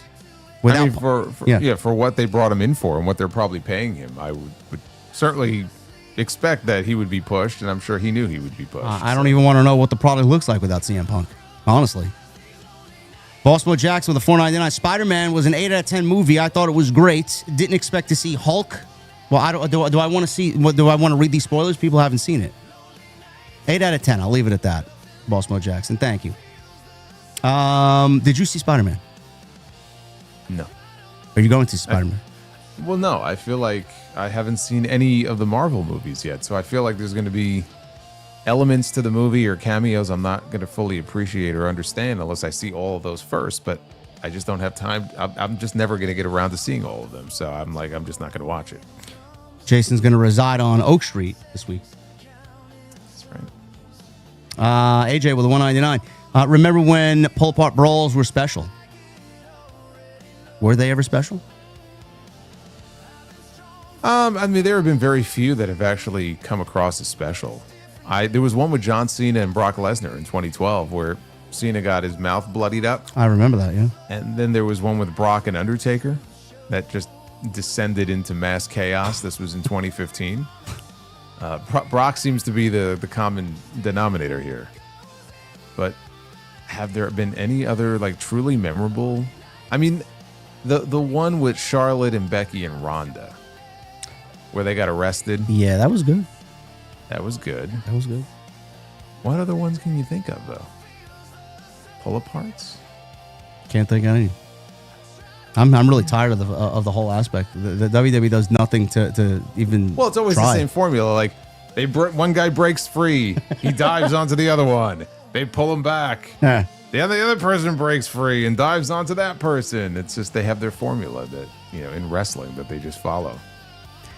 Lord Maestro with a $9.99. Hey guys, always great to see you two. Do you think Brett would have been a bigger deal had Hulk Hogan gone through and lose to him at SummerSlam 93, or how they did it in real life at WrestleMania X beating Yokozuna? I'll leave it to this guy to answer that question. Hogan giving him the rub would have meant a lot. So, I mean, Brett ended up getting over just fine, but would he have gotten over more? I don't know if he would have gotten over more, but it would have definitely benefited him and helped him a lot to have that on his resume. Because Hogan didn't do too many clean jobs to people back then. He did to Warrior. Honestly, Warrior was the only one. Who else did he lose to clean in those first 9 years that he worked there? It's the reason why I fucking hated Hogan during that time period. He never fucking lost. This fucking Warrior, that was it. Literally, I can't think of another fucking clean job that he did. Now, when he came back at 02, he lost to Rock. He lost to Kurt. He tapped out to Kurt Angle. He lost to a bear hug against Brock Lesnar. Undertaker beat him to win the belt. He was on his best behavior. But yeah, that first run, he was unstoppable. He was champion for 4 years. Even when he lost the belt, he got fucked over by a crooked referee. He had to protect Hogan. That doesn't work for me, brother. Super Tony with a $4.99. If Owens loses on the 21st, we might just have to accept the title run is never happening for him. 0-12 is embarrassing. Never say never. Triple H loves his Kevin Owens. AJ with a $1.99. Adam Pearce makes a big fucking deal out of anything. I think Adam Pearce does a great job. Honestly. I mean, why would he allow Oba and Brock to just wrestle? He knows it's a big investment. When the time is right, we do this. He can't let them wrestle unless it's official. It's not official until he says, it's official. Hey, JD, this is from Killer Pa. I watch Raw and SmackDown on a nightly basis, usually avoiding spoilers after the shows. You are my go-to. I watch with a drink. Thanks for being there. Well, Killer, thank you, brother. I appreciate that a lot, man. I don't know how I missed this. We got a $100 bomb from Havili tonight. Oh, my goodness. Ooh, wow. Havili, thank you, brother. Besides China, Rick Rude, Patterson, Briscoe, and the McMahons, why Tori wasn't a part of the DX reunion? And if... Tori was... I mean, she was only with DX for a very brief, kind of forgettable period of time. She wasn't really like a big member. Like, most fans probably don't even remember her. I remember her for getting Tombstone by Kane. That's where Tombstone Tori comes from. But she was kind of the... Wasn't she like Kane's love interest or whatever for a brief period of time? I believe so, yeah. Yeah. But how many people even remember her? It was just like a fleeting moment. Paul in the chat, what about the Stone Cold and Mike Tyson pull apart? Yeah, I mean, that's one of the more famous ones, yeah. All right, well, we're going back 30 years. What does that say? You had to go back 30 years to think of that one. Yeah. That's our point. Havili also says, if and when Brock Lesnar is inducted into the Hall of Fame, would this be an olive branch for Sable to return to WWE? In what capacity? To wrestle? Yeah. No, probably for the Hall of Fame. No, I don't think so. And who is Tony D'Angelo dropping the NXT title to? Hopefully Mike Santana. Or Cruz Montana. Maybe Zilla. We'll see. They got they had a problem with no main eventers. Now they got a nice solid group of main eventers. Well, we know it won't beat Naraku because he already lost. Yeah, Naraku. My vid with a 199. Zilla is here. Yes. I will be watching that as soon as the stream is over. Jeremiah with a 499. Dom is being punished for saying, I'm just here so I don't get fined on social media. I did see that. He did say that leading into the Danhausen match at SummerSlam, but can you blame him? It's the only way they fucking listen. I mean, maybe they don't hear him or hear his grievances, but they'll see it on social media. Jeremiah with a 499. Who is the first one to beat Danhausen? He's undefeated right now. I want a squash match. I would say Big Cass. Yeah. With an East River crossing. That's a good one. Down Danhausen. That's a good one. Lauren with a 2 and a 2. The John Cena Classic rumored to take place in December. Yes, we talked about that a while back. Jason said that it'll probably take place on the 1-year anniversary of his retirement. Lauren also says you see double turns with Cody Randy or Punk Owens. Nah. Now, Punk is probably going to be the heel just de facto going into Toronto for sure, yeah. But no, on a normal night, you don't think so, right? No. AJ with a 1999. Thank you, AJ. Solo purposely loses to Jay to kill the bloodline from within. Help LA Knight get the moment at Money in the Bank. Have that be the master plan.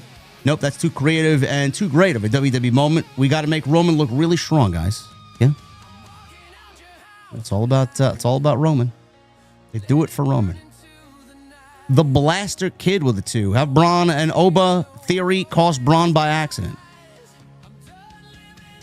It's a possibility. They got to get Bron away from the Vision and get him with Paul Heyman specifically. That's it. AJ with a 20. You want something new? Have KO win the undisputed WWE title. No, that's too creative. Doesn't make phony CM Punk look like an unstoppable god. We all know Sami Zayn will interfere for whatever reason. Well, you got a lot of people who are advocating for Kevin Owens to beat CM Punk for the championship, but they also want LA Knight to beat Roman Reigns at Money in the Bank for the championship. Like, you're expecting a lot. Yeah. You're really expecting a lot. Yeah. Scott Woodford with 41 months. Thank you, Scott. If LA Knight wins, Solo needs to book Arik Cannon versus Avery Styles in a loser tears down the ring match. Just kidding. No, okay. I would book them in a chairs match. Yeah, chairs match. We'll make it happen. We'll make it happen in Jamaica. There you go. Mother Lover with a 499. Bron versus Oba 1-on-1. How you know? Oh, we know. I want to know.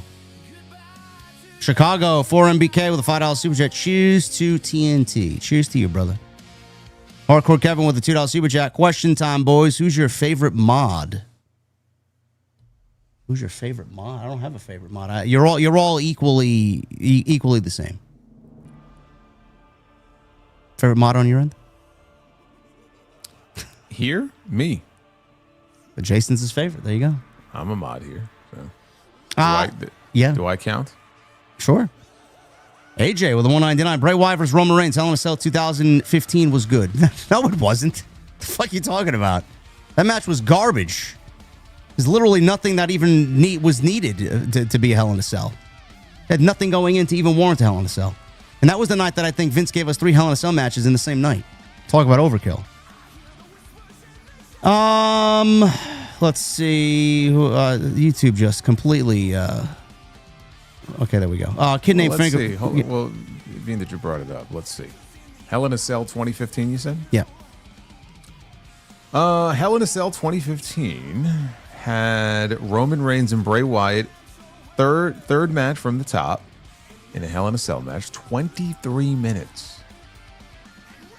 And then we had just one other one, which was Undertaker and Brock. What was the year they had 3? That was like 2009. Was it? Because I think Punk and Undertaker opened that show. I could have swore there was a year somewhere around that same time, around 15. Let's see if my memory is correct on that. He's looking that up. Hell in a Cell 2009 opened with The Undertaker defeating CM Punk. Inside Hell in a Cell, they also had Randy Orton beating John Cena inside Hell in a Cell, and they had DX beating Legacy inside Hell in a Cell. Yes, there was one other too, I believe. That was one of them. Maybe it was 2010. Let's see. Yeah, I don't know why anybody was possessed to do 3 Hell in a Cell matches in the same night. I mean, you talk about 2010 had 2 of them, not 3 of them.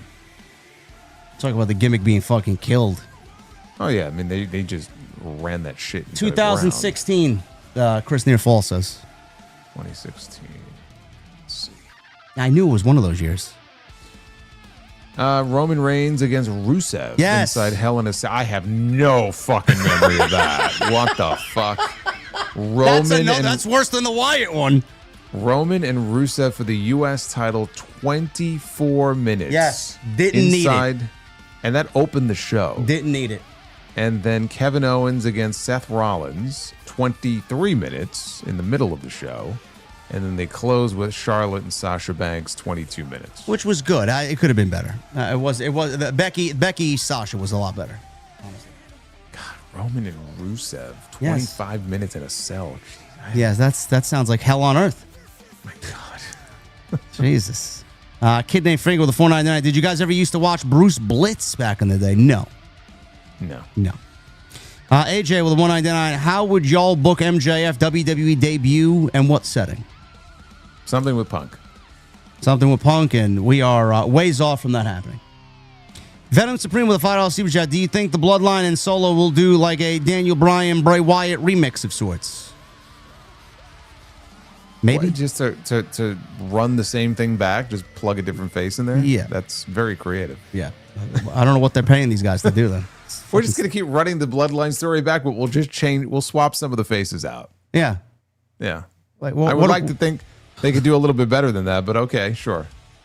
What are they paying these guys 6 figures to do? Fucking just go back in time and rewrite the same shit? Hey, Scoot, with a 2. Best movie of 26, Obsession, Odyssey, or Spider-Man? Obsession. Well, being that I've only seen one of those, I'm going to go with the Odyssey by default. I haven't watched Obsession yet. And then Spider-Man, I'm going to wait till it hits streaming. Tone VC with a 2. Great discussion, fellas. Thank you, Tone. Frankie with a 999. Love watching you guys every week. You guys got any what-if matches in WWE? 2 of mine would have been the Rumble winner, Orton versus a champion, Cena at WrestleMania 33, and Cena versus Edge at WrestleMania 39. Brett and Kurt. Yeah. Because I feel like they just missed each other by like a few years. Yeah. Shawn Michaels and Rock. Yeah, Rock and HBK was always one. Undertaker and Sting. Yep. Yeah, there's a bunch. I mean, you could think about a bunch of them, really. Johnny Fair with a 2. HOG Cleveland. Come on, fellas. I don't know. This is the guy to talk to here. I'm not going to say no, but it's not on the short list right now. So you're going to have to be a little more patient.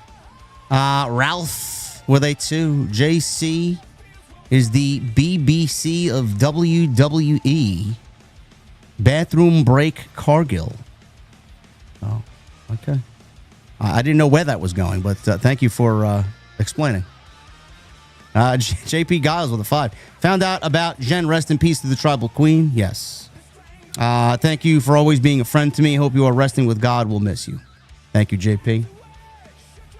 Don Stoney with a 5. Shout out to Don Stoney, Wrestling Soup, Spitball Media, and as always, rest in peace, Kevin Castle. Thank you, Don Stoney. Love you, brother. Clone Force with a 499. Kenny in 24 praised Roman Reigns and said he is incredible and said he wishes he was presented like him. Not surprised he said that. Kenny's a stand-up guy. Scoot with a 2. Congrats to Sweet Cheeks. Can you play the song? I don't think YouTube would probably not allow you to play the song. No.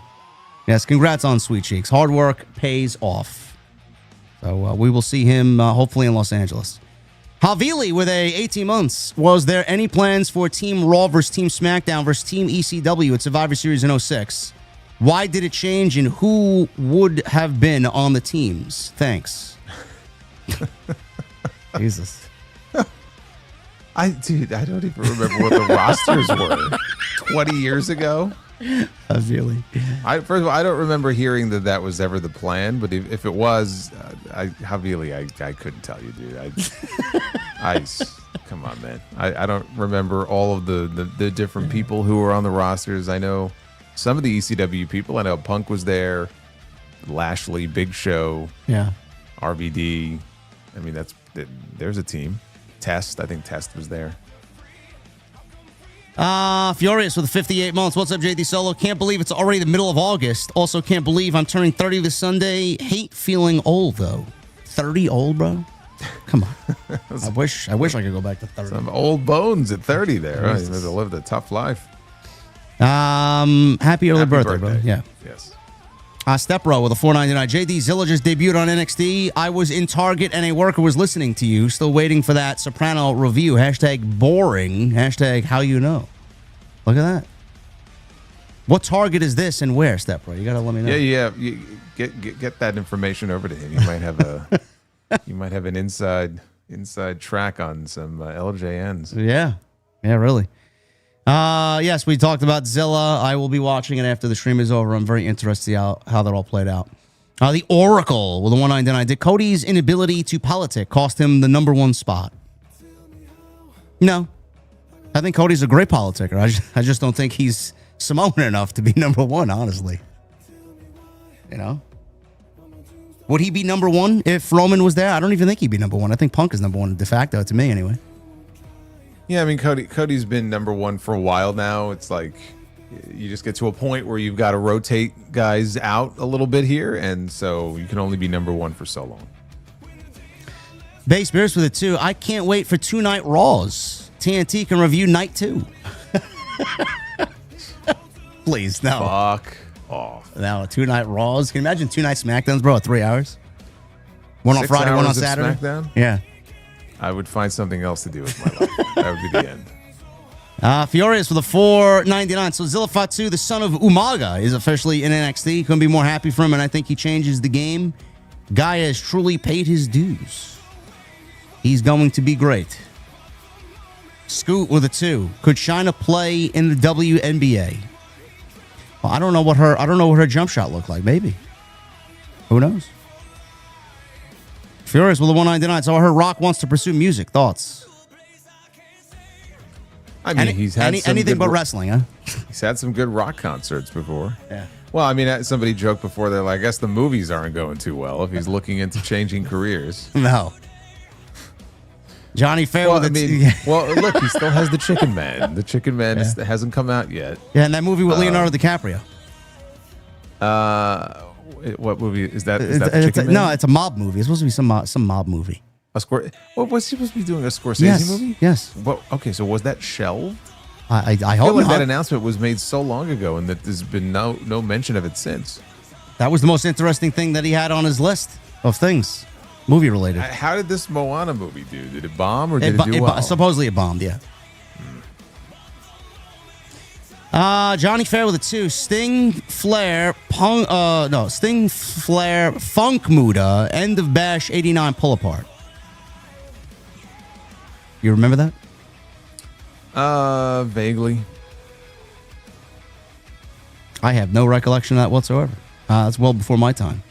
Furious Nation with a $4.99. So I've been watching Raw and SmackDown coming out of SummerSlam. Honestly, not sure if WWE's starting to maybe turn a corner. What are your honest thoughts? Are they turning a corner, Jason? I don't think they're turning a corner yet. We had one great show last week, and then it was kind of like back to the usual this week of like a very mixed bag. Yeah. So I think it's too early to say they're turning a corner. To make a determination like that, you have to let a little bit of time go by, and we haven't had enough time go by to really say that. Mother Lover, $1.99. Oh man, everything's great. Everything's great. Everything's great, Mother Lover. Never really is, though. To some people, it is. Alex with a $5 super chat. Brother JD and Solo, very off-topic question, but what are your thoughts on the GTA 6 and Netflix showcase premiering August 27th? I'm interested to see what they do. I mean, they're turning it into like a big event. Yes. They're just going to ratchet up the promotion and the hype for it and try to make it into a big deal. I mean, that's what I would do if I was Rockstar. Smart on Netflix. I mean, how many people are dying to see fucking gameplay of this thing? You can only watch this on Netflix. Good on them. Furious Nation with a $4.99. Best Stone Cold Vince McMahon segment during their rivalry in the late 90s. Mine is probably Zamboni. The Bang 316 segment when Austin had a toy gun. Nah. Yeah, the Zamboni. I got to go the Zamboni. Yeah. I love that. Like they knocked out the audio when he was riding the Zamboni down to the ring. The audio got all fucked up. Yes. And when he hits the ring, you could literally see the ring move, and then just climbing on top of it, jumping off. Somebody in the middle of all this threw. I don't even know how they got it in. They threw this giant inflatable Austin. I don't even know what you call it. Yeah, they have those clown things. Yes. They threw one of those into the ring in the middle of all this. Undertaker and Kane are just standing around because we were about to get the announcement on like who the new champion was. The whole thing was just chaos. I loved it. It was great. Soap water backwash with a $5 super chat. Enjoyed my first hog stream last Friday. Also, shout out to the Dude Wipes ad on Dom's shirt last night. Appropriate for how WWE's booking Dominic. Yeah. I mean, I guess that's the reason why he's doing it. It's like a fucking little Easter egg. AJ with a 199. We are very disappointed in Jade Cargill. You can be disappointed all you want. I don't really give a shit. Don't care. Base Bears with it too. WWE Shop should sell Jade wigs. I'm sure they'd sell. For sure. Super Pony with a 999. Things that are more likely than LA Knight winning the world title. The Jets making the playoffs. Ric Flair staying off the booze. Triple H having more than 6 matches on a PLE. And JD buying Danhausen merch. These are all factual I noticed things. you didn't mention the Mets winning the World Series. That wasn't in there. But Jason can add that one in there. You know, they somehow are last place, but the Braves can't beat them this year. When the Mets play terribly, the Braves can't beat them. When the Mets are playing great, the Braves beat them. I don't get it. Yeah, I don't understand that either. That doesn't make any sense. And the Braves won tonight 4-0. Finally. Like the Braves got fucking 3 wins all year against the Mets. And we got one from AJ here, 20. She had so many opportunities in AEW and WWE, and she refused to get better. Well, why don't you really let us know how you feel, AJ? Talking about Jade? Yeah. Look, when you look the part, and she does, she looks like $1 million. I mean, you're going to get afforded opportunities. And, you know, look, I mean, she looks like a superstar.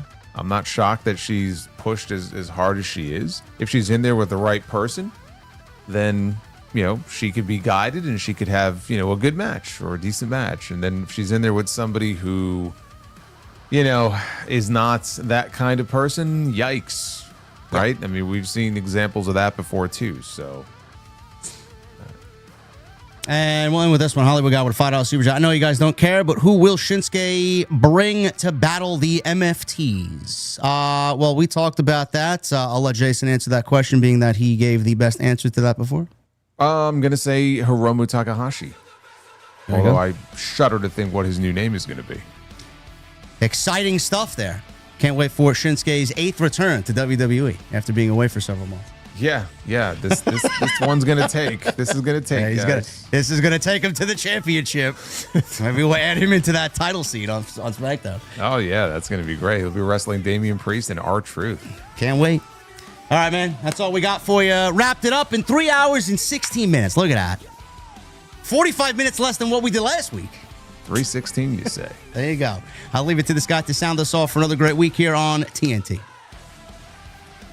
Well, I was just going to mention, actually, I'll be seeing The End of Oak Street on Thursday. This is probably the movie I've been looking forward to most, actually, this year. Once I found out about it and I saw the first trailer. So I was hoping maybe to see it in IMAX, and at least where I am, it's not in IMAX because The Odyssey is still eating up all of the IMAX showings. So I'm going to see it in standard, but I'm looking forward to it, man. It's been getting some good word of mouth, so I'm optimistic. Supposedly it's the best like dinosaur movie in years and years and years. So I'll report back and let you know what I think. But I'm looking forward to it. If I have nothing to do this weekend, I may actually venture to Roosevelt Field to go see it because they closed the movie theater down in my town. So I have nowhere else to go now. So it's like, okay, I want to watch it, but now I have to sit amongst human beings and watch it with everybody else. So I'm looking forward to it too. Can't wait. I feel like it's like the same people though. Like in all of these movies, like Anne Hathaway, yes, has been in like four different movies. And there's another one coming out. I just saw there was a trailer that dropped for this movie coming out in October called Verity, which is based off some book and she's one of the main characters in it. She's in this, the Odyssey. What was the one before the Odyssey that she was in? That she's like in so many different things, but like she's not the only one. Like Zendaya and Tom Holland. It's like Robert Pattinson. Like, are there any other actors left in Hollywood other than these like 4 or 5 people? It's their year this year. I don't know. It's like they go through a rotation of talent every year. You know, she was like, Anne Hathaway was like, I'm winning the fucking Oscar. It doesn't matter which movie. I'm going to make so many of them that they'll have no choice but to nominate me and give me the award. Yeah. And hopefully Indy Navarrete will still win. Of course, JD would know about that because he refuses to watch Obsession because he's scared. This guy. It's okay. I'm not scared. I will scared. watch it. One of these weeks, I'm going to surprise you. Hey, man, I watched Obsession. Yeah. No, Let's talk scared. about it. It's okay. It's all right. You can admit it. It's okay. All right, he doesn't like scary movies. Nah, I'm not a big fan, but I have to see what everybody else is talking about. Hasn't seen Obsession, hasn't listened to the Linkin Park CD, hasn't watched The Sopranos. Yes, I'm a terrible human being. Anyway, we'll see you guys next week right here for more Tuesday Night Titans. We'll see you guys later.